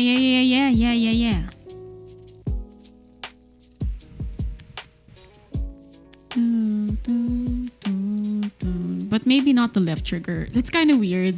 Let's go back to a circle button.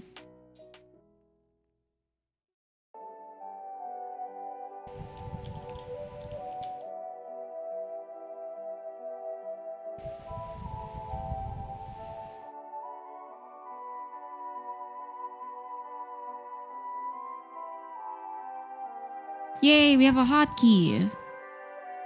Love that for us.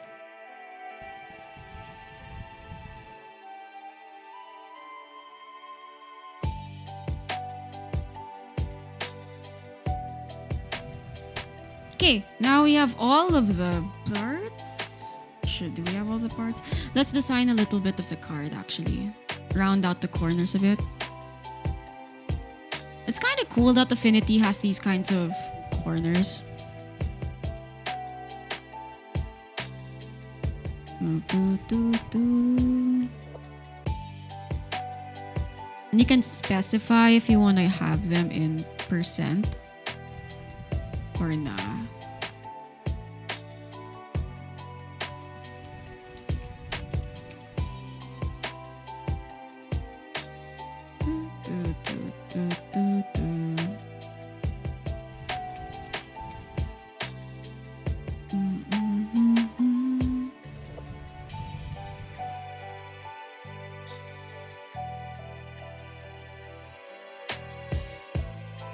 Yeah, we've got more or less all the parts now. Let's focus on refining the effects now.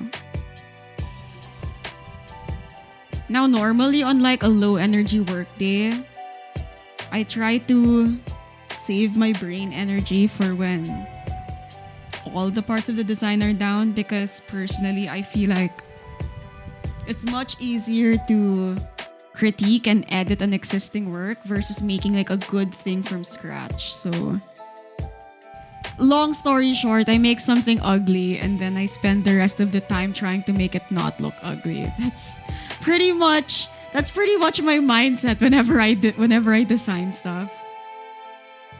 And more often than not, I give passable work, I suppose. I mean, haven't had many complaints so far. So given that, so how do we apply that, right? Like, we have a widget here. It is okay. Agreed? Yes. Just saving your brain work for the important parts. So we have this. We have Lady Anime here. What are the parts I don't like about it? I don't like how it looks like a blackboard.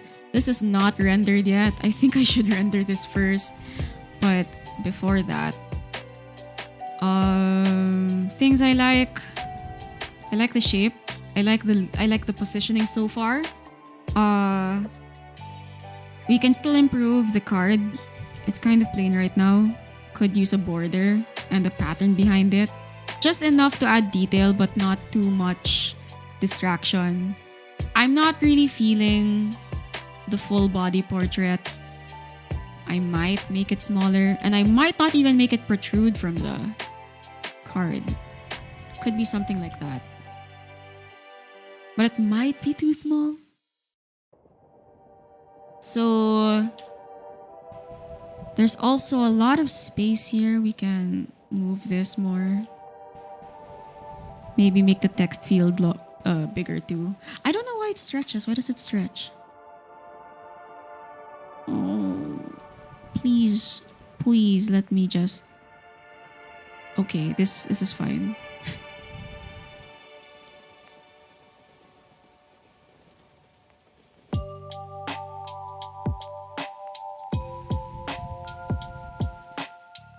Oh, okay, I get it. Because it's not a text box we're dealing with.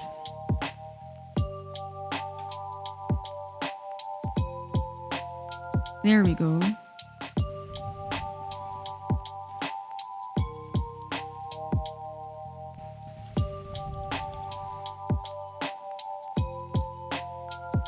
There.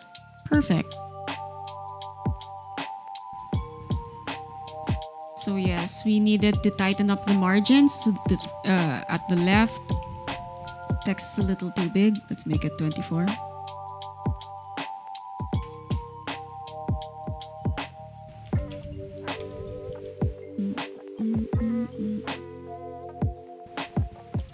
I don't like the text styling of, I don't like the color of the hotkey, but I do feel like we can use this 3D-ness all around the widget. So starting with the back base. Quick color fixes. Maybe you can even make it like a gray instead of like a purple. Like a cold purple, I guess. Yeah. And then add a bit of detailing. Honestly, when you use emboss, it just adds so much detail to the thing without much effort. See? Like this is it. This is what most UIs in the 2000s looked like. But I don't just want it to look like this though. We can still kind of tighten it up.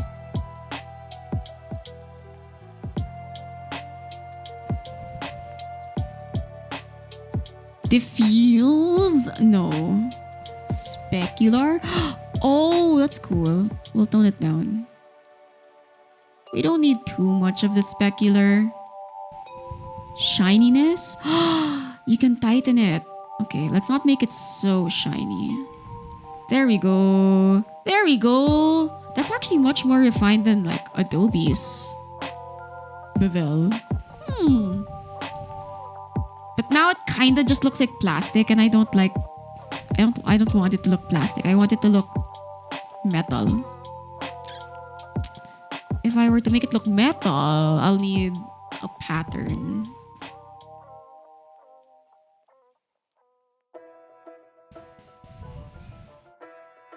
Inner glow? Oh, not really. I don't really need it, but you know what the hell, why not? Make the metal glow.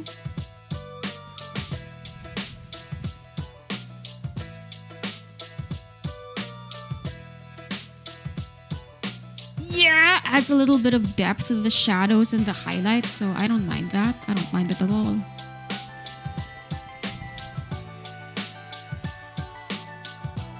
So now that I made that gray, I have to make this equally as like neutral.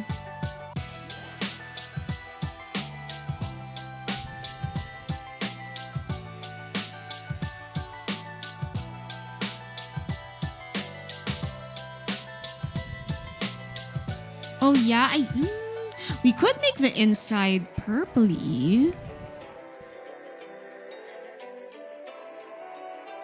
Yeah, I think I could add like a pillowy texture to it to make it feel more royal, more plush.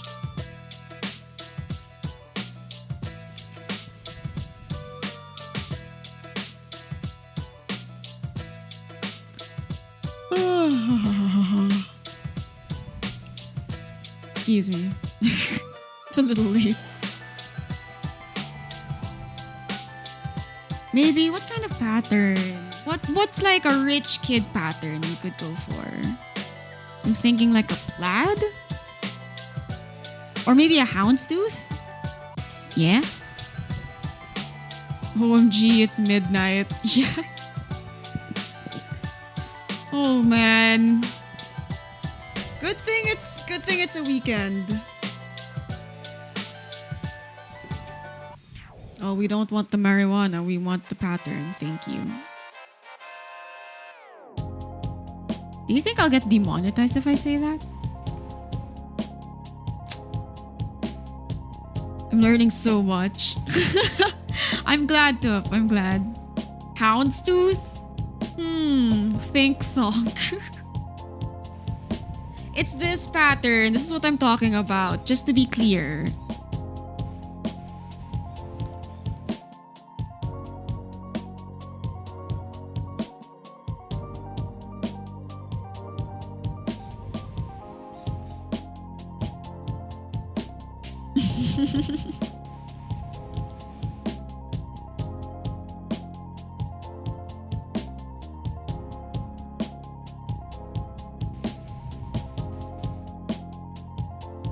Oh my gosh, I'm getting lost in my layers. Base dialogue. Yes, I am right. Yes, yes. Is this seamless? It's not, but we'll deal with it. It's fine. For now. Normally in Photoshop, when I have a pattern like this, I'll automatically make it a pattern like in Photoshop, so I don't have to keep pasting images all the time. Like once it's in the system, it's so much faster to just like make it into a style, into making like a layer style and adding the pattern.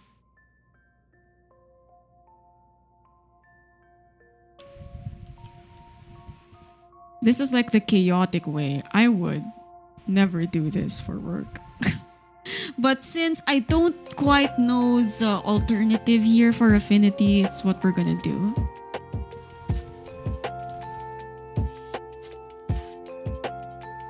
Yeah, I mean, I'm kinda digging it. It's kinda bougie. I'm gonna have to add like a layer mask though, because it's a little overwhelming.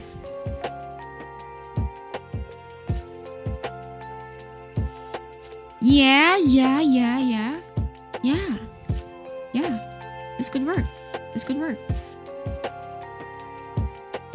Yeah, it's a little repetitive though, but like, who's husband?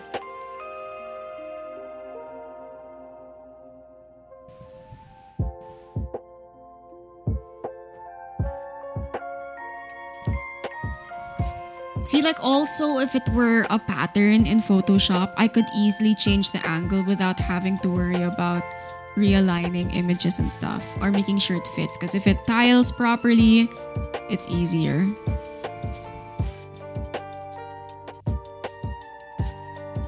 Layer mask.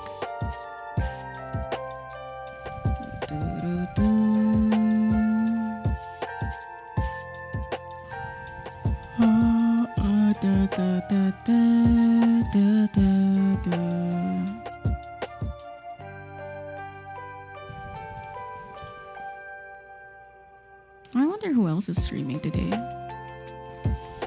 Instant regality. Yes. Thank you. I feel like I should make this also a gradient, just to add a little bit of depth to it.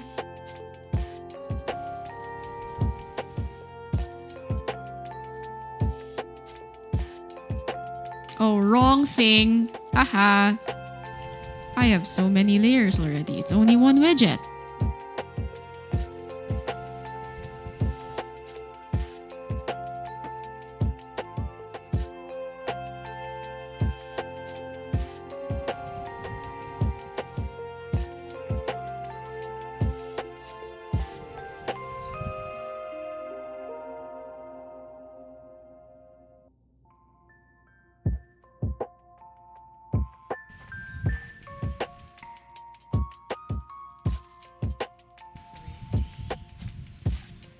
Okay, nobody panic, but I hear a really loud squeaky toy in the other room, but we have no pets.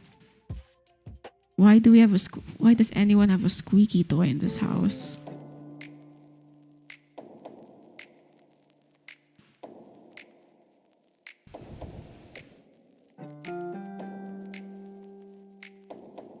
There, insta depth.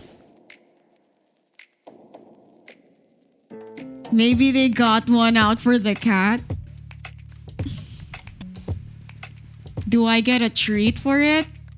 No.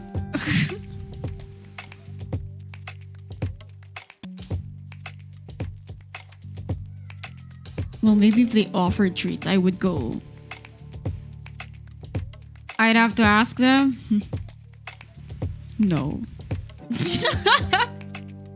Not today.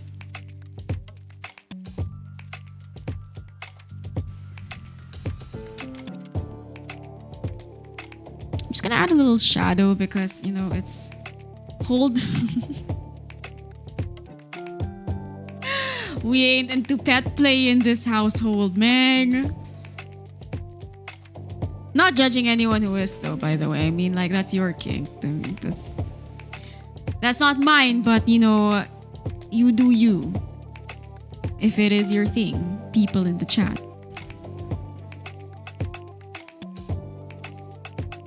Maybe, yeah. The inner shadow is working out for me.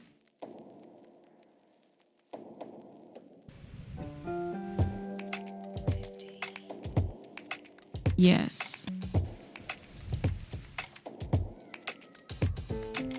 It's coming along. Yeah. It's coming along. I think I might make the gradient the mask of this houndstooth not 90 degrees.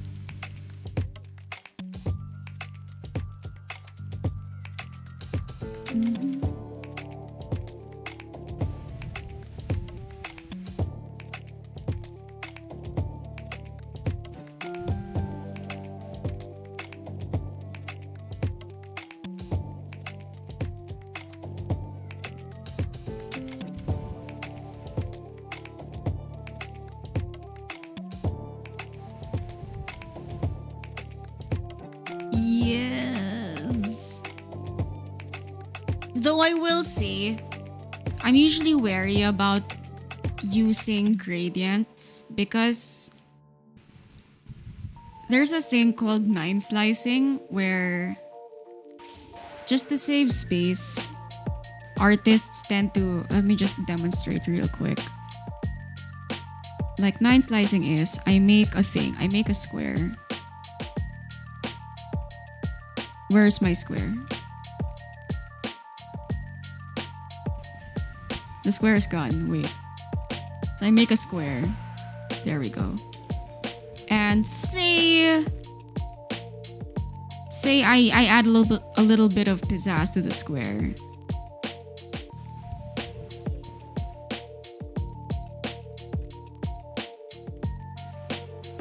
Nine slice is very nice, right? We love 9 slicing here. So to save space, let's say we make a dialogue box like this. Normally, what I would do is to make a square thing. And it's called 9 slicing because... Do I have like a pen tool? It's because what the engine does is essentially break the shape into 9 slices. So it's gonna be like that. It's gonna do this little thingy, and then what the engine's gonna do is only stretch the center and then keep the outer corners as is. So to simulate 9 slice scaling, if we wanted to stretch it horizontally, you are not cooperating with me. Ugh. So let's say like if you want to stretch it like horizontally, this square, and it's already properly 9 sliced. If you stretch it, it's gonna look like this. So the proportions of the corners are kept intact. Only the middle is stretched. Now, the danger of using a gradient that isn't 90 degrees or 0 degrees is that you're going to change the angle of the gradient. I think this is much... Oh my god, I'm sorry. I'm gonna open Photoshop. Just for this one demonstration. Because it's much easier to show what I mean with Photoshop.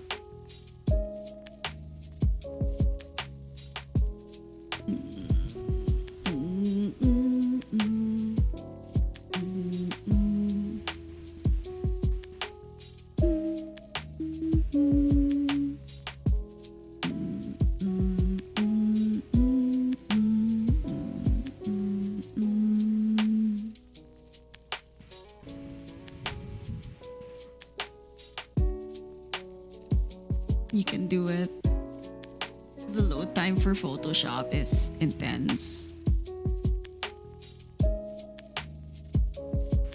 You can do it, Photoshop Chan! Okay.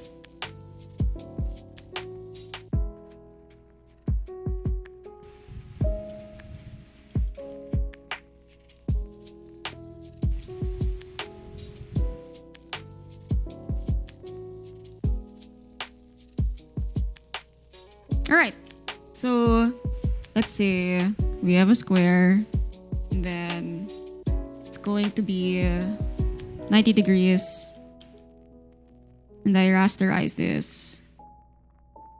So if you 9 slice it, even if you 9 slice it like this, so what it's gonna do is it's going to move the fixed stuff to wherever it needs to go, and then it stretches whatever it needs to stretch. It's gonna look like that. It's seamless, but say, let's say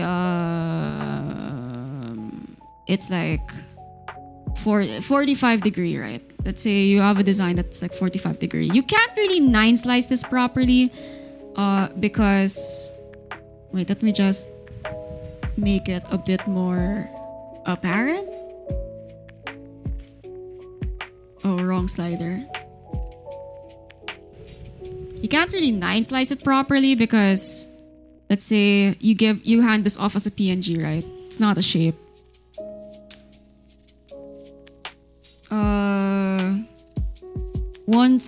Once the dev tries to 9 slice it, it's going to stretch the center, so it's not gonna look that great. As you can see here, it's not gonna look that great. That's why I'm kind of wary about using gradients and non-scalable stuff. Photoshop, I know, right? What song's playing, by the way? I'm digging. Oh, this is Tifa's theme, Lo-fi. Looks quirky? Yeah, and not in a good way, dude. Anyway, we're closing Photoshop because we hate Photoshop here. Char. Okay. So this one, in this kind of design, as long as the gradient is parallel to the X or Y, it's fine. Yeah, exactly. Like, as long as it's not 90 or as long as it's 90 or 0, it's fine. So if I were to gradient anything here in this widget, if it's not 90, it's for sure I would have to make sure that this is it. This is the size we'll need. This is the asset.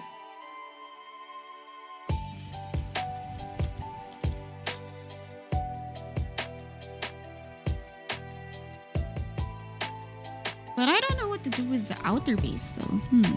The inner base is cute already. It's got like a oost. It's got like a subtle texture. It's got the inner shadow. I guess I can add like a metal texture to it. Yeah, let's find a metal texture. For textures that are commercial, that are free commercially, I like to use Lost and Taken. It's an open source texture site. And normally when I get textures, I don't really limit myself to like the label I'm presented with. Like, say if I wanted to make a metal texture, I wouldn't just look at the metal. I would look at the cardboard stuff because you can get nice water stains from it. Yeah.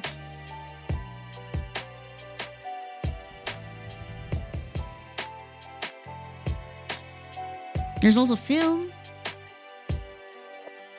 Thank you. Okay. Glad I could help, Ticklebunk. So in this case, I think I would go with something scratched. Yeah, something scratched. I'll look at the metal textures too. See, very nice and scuffed. We like that. We like the scuffedness. They operate on a per donation basis though, so if you would kindly want to help them out, it's very welcome.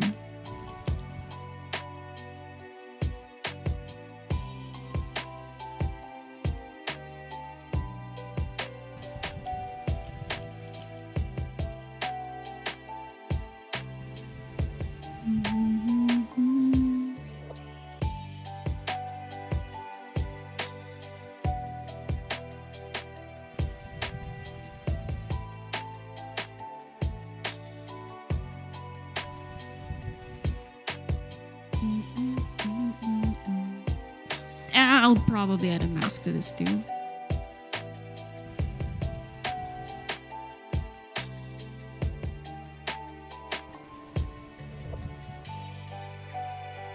Yeah, that's what we're talking about.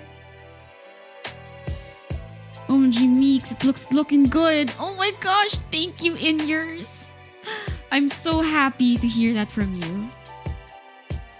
Yeah, it's coming around really nicely. There really is some water to trusting the process, you know.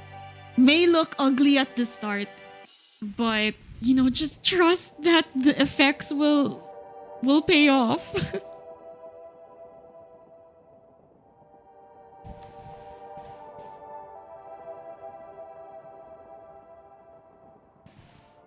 Or maybe we should just use like yeah, soft light. Oh, it's like really grungy in the bottom though.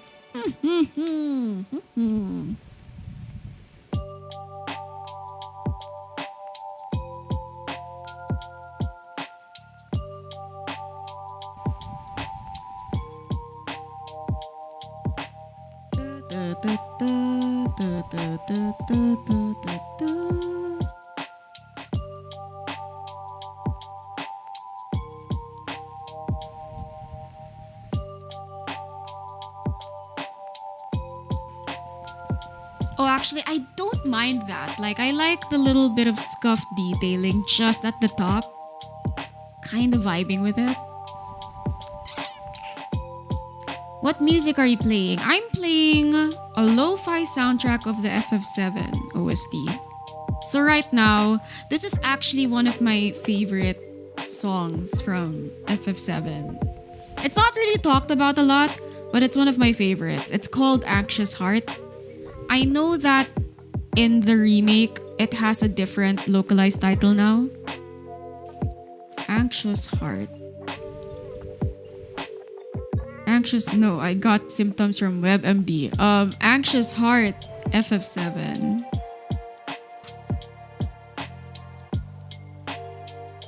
What's it called in the remake?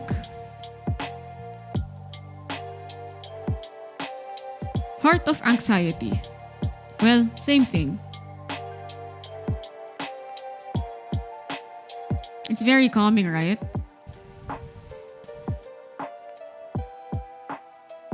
They also renamed Turtle's Paradise to Happy Turtle. Not the same though. SMH localization.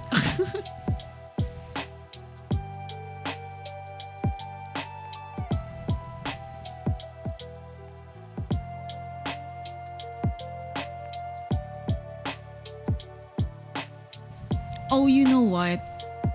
Instead of Inner Shadow, well, aside from Inner Shadow, let's also emboss it. Yeah, there we go. That's the 2000s. Katsu, do you play Hearthstone? No, I'm so sorry, Jamster. It's not. I don't think it's the. I'm really cut out for Hearthstone though. Do you play? It looks fun if you know what you're doing. Because personally, it's that kind of on the fly strategy is a lot for me.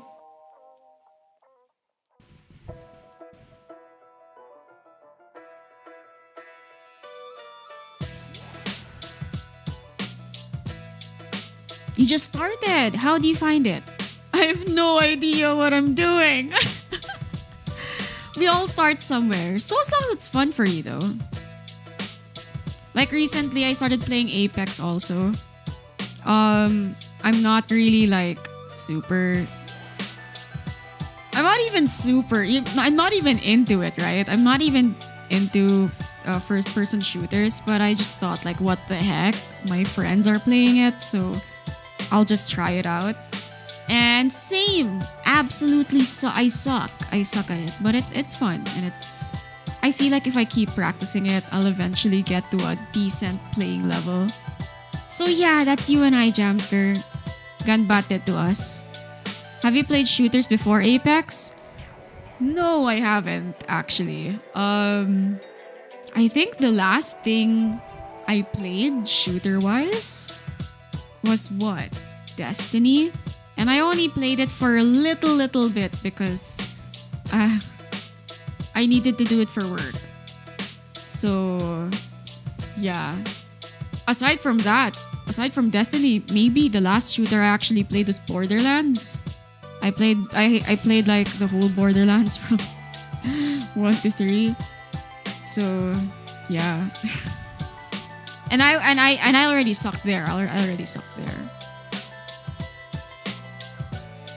My first experience playing with Apex is that, there's also an additional pressure that you're facing against players who actually think and not AI. It was an experience for me.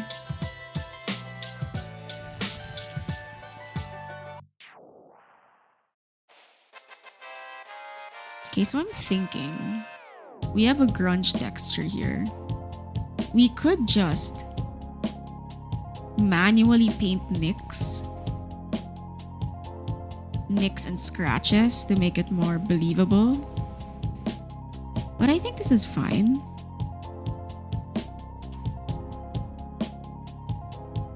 Now let's work on the card. Let's make the card look a little more presentable.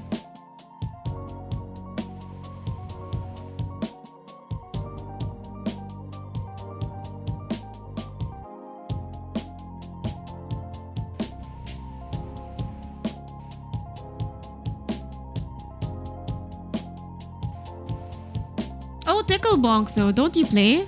I think I've seen you tweet about it before.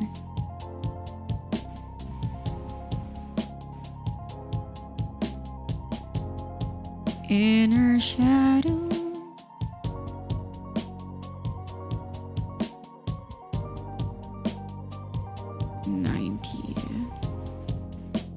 Yes. This good.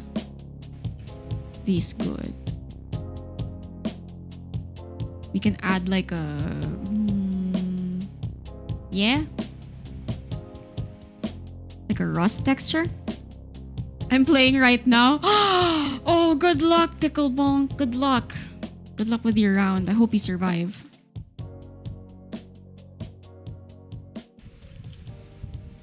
I don't actually know much about the community of Apex though. Like, do you think solo queuing is possible? Do you think it's a good experience to solo queue in Apex?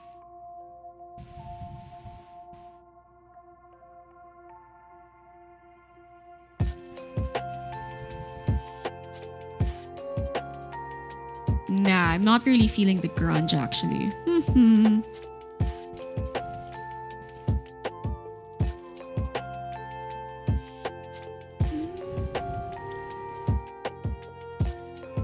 Solo queue in any game is hell. Save yourself.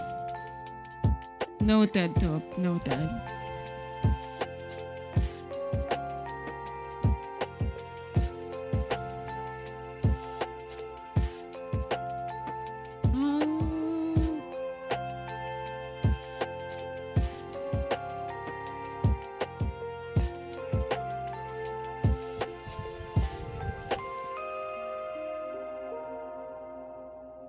Maybe gradient.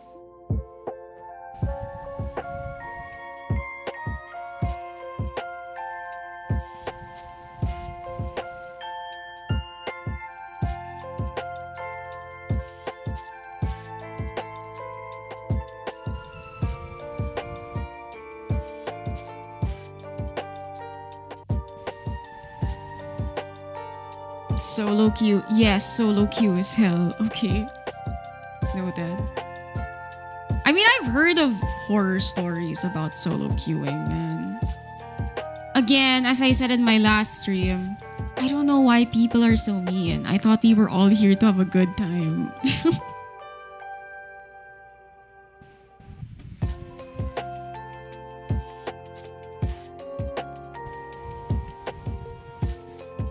maybe it's time to have more PvE collaborative games, you know? We should definitely have more of that. Like bring back Ragnarok, bring back the MMO experience aside from FF14. Thank God people aren't so talkative in Apex relatively. I see. I mean, that's a good thing, right? I mean, people aren't demanding you turn on your comms and stuff.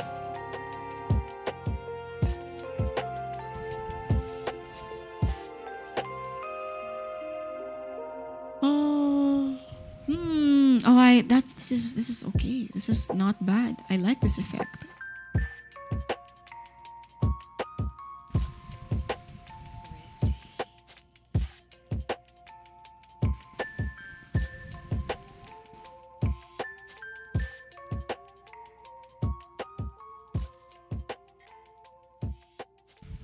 Wait, I'm gonna look at my reference again.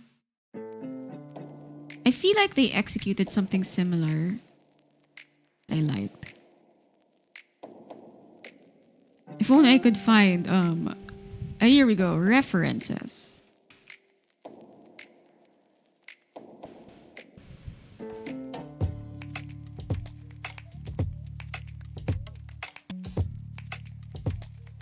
Here we go. I like this monochrome look.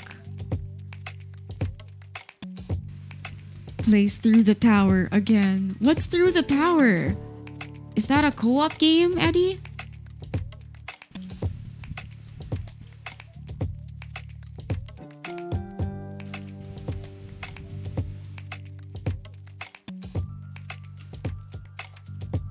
Okay, like that. So, what we'll do is get a watercolor. We're gonna get a watercolor texture. Use it.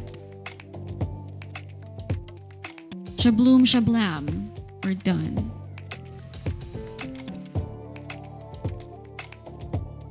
Trailer music for Ragnarok and music for one of the dungeons.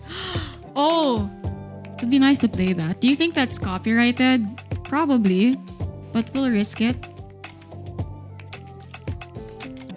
I haven't heard Ragnarok music in years.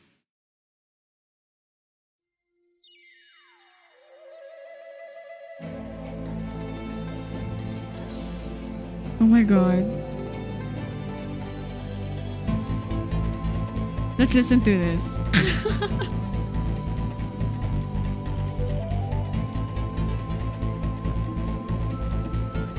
Yes.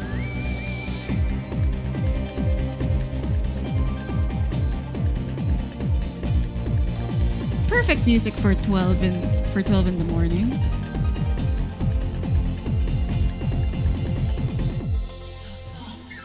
Yes. That's so characteristic of the 2000s, no? The voice cues.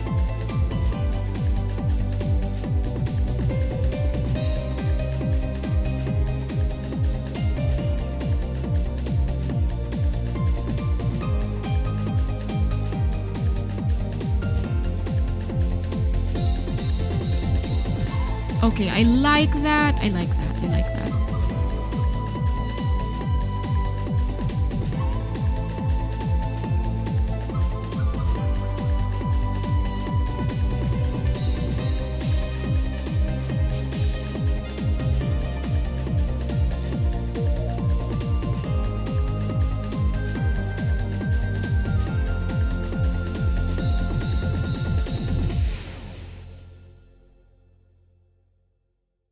Diamond pattern. I need a diamond pattern.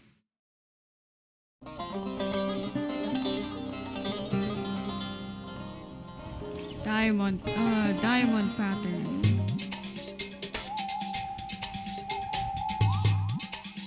Not that kind of pattern. Oh, this one. Oh, but it's not long enough. I don't think it's gonna be long enough.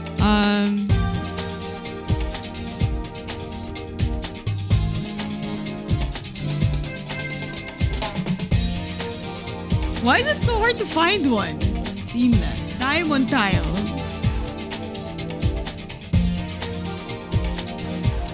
Oh my gosh.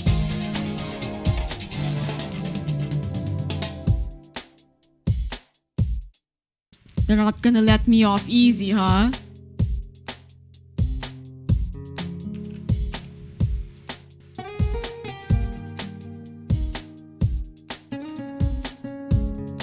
There we go.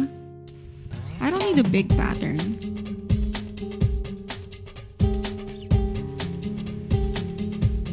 Oh, this is even better. Oh, this is just 300. Oh, we'll see if it's big enough. Oh, oops. Alright, it's big enough. Yes!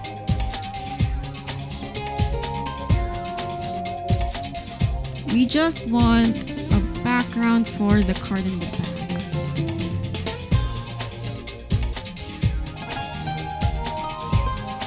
Yay!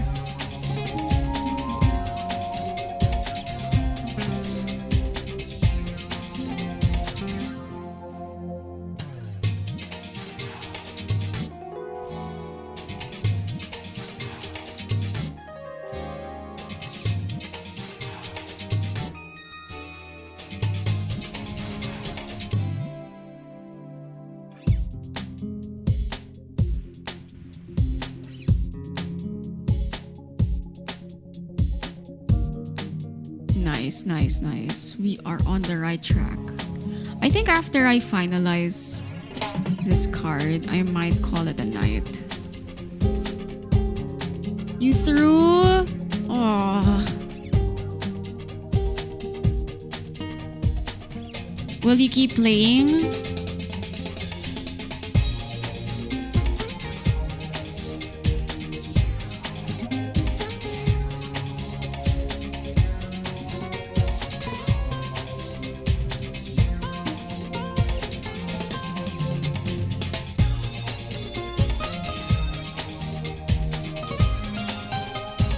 Oh, I kind of like that.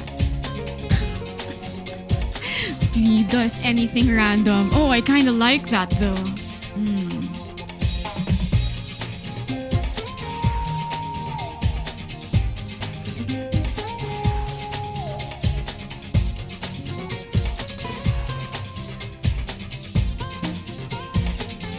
Kind of looks like I killed somebody though, but I don't know. I mean, that's kind of like a thing, right?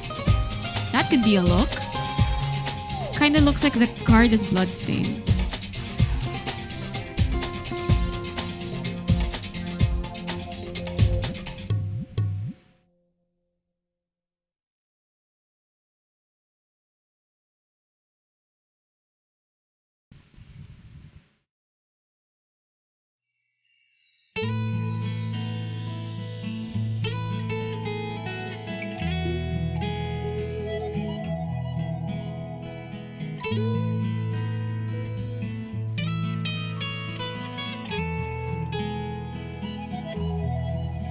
Okay, at least I'll put like an outer shadow.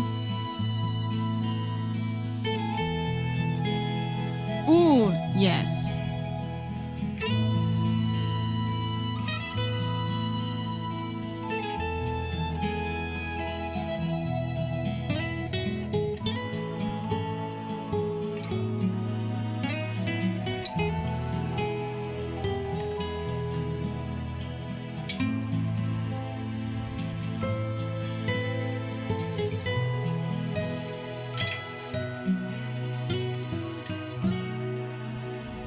Kinda looks like a murder mystery thing. Ooh, stream side arranged. It's cute, right? Oh my god, I just realized. There's a whole video and all.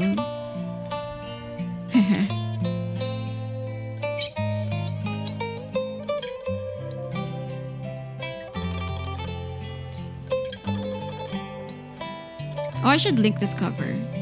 It's very nice. Feel free to give it some love.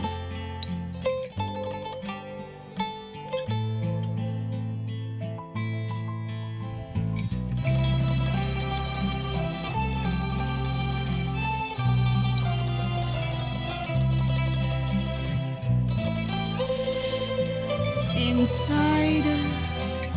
Yeah. This is gonna be easier.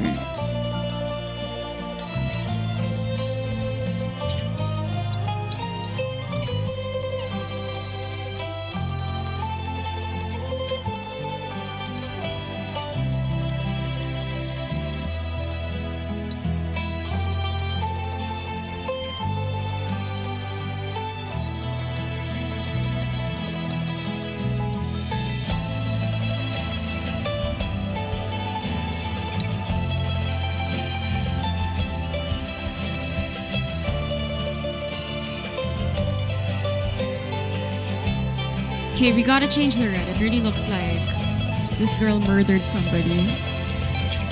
Basil anime girl murdered somebody.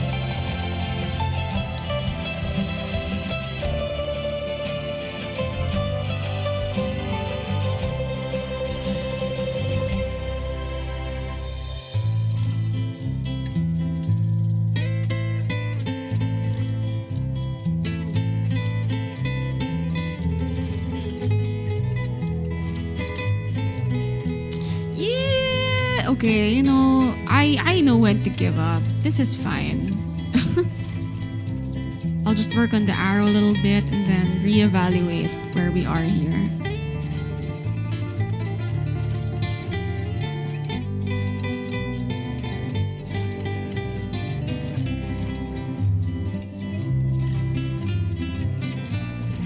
Inner.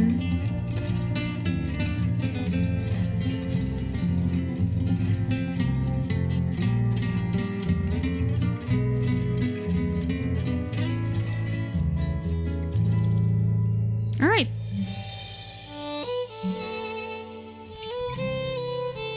Oh my god. Remember when we were all in Frontera?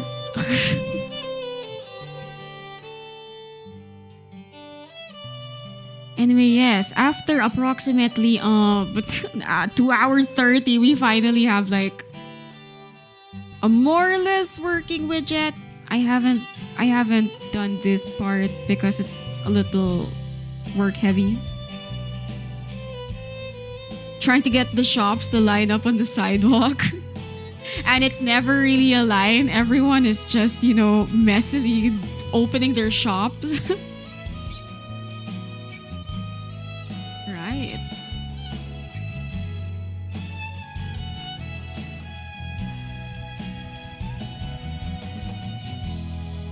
Let me just make this not white.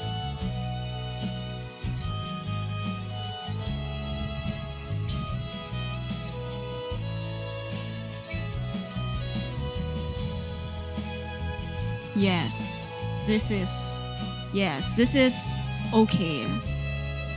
This is a workable first pass if I had to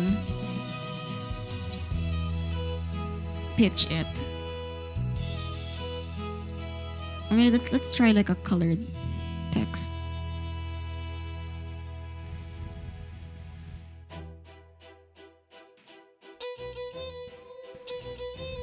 Is this really like the theme? Like they took the classical piece?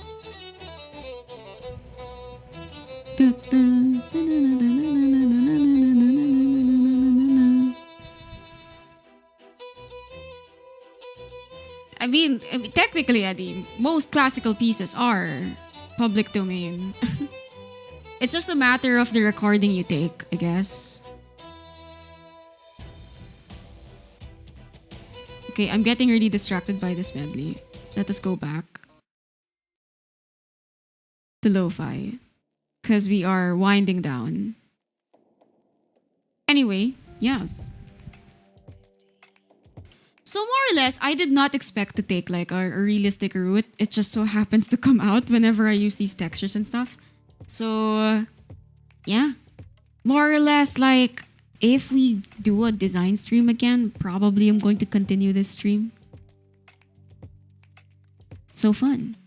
I remember when they introduced a lobby for new characters and the NPC at the end of it could only handle one player at a time. Oh, that was so horrible. The internet could not handle a lot. At all. Yeah, no one was gonna go anywhere. Anyway, yes. How should I say bye-bye? Thank you all for coming by. For people, I'm sure people have left a little early, so I'm still thankful for them for stopping by. For those who are still here, thanks for being here. Yeah, it was fun. I do like designing stuff genuinely.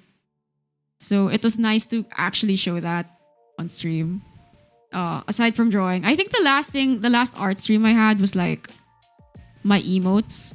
So maybe it would be nice to revisit that. But anyway, it was nice doing UI here. So with that, thank you all. Have a happy weekend ahead. And I'll see you Monday. Yes, we will be playing Wild Arms, still with the cat ears on. Yes. Good night.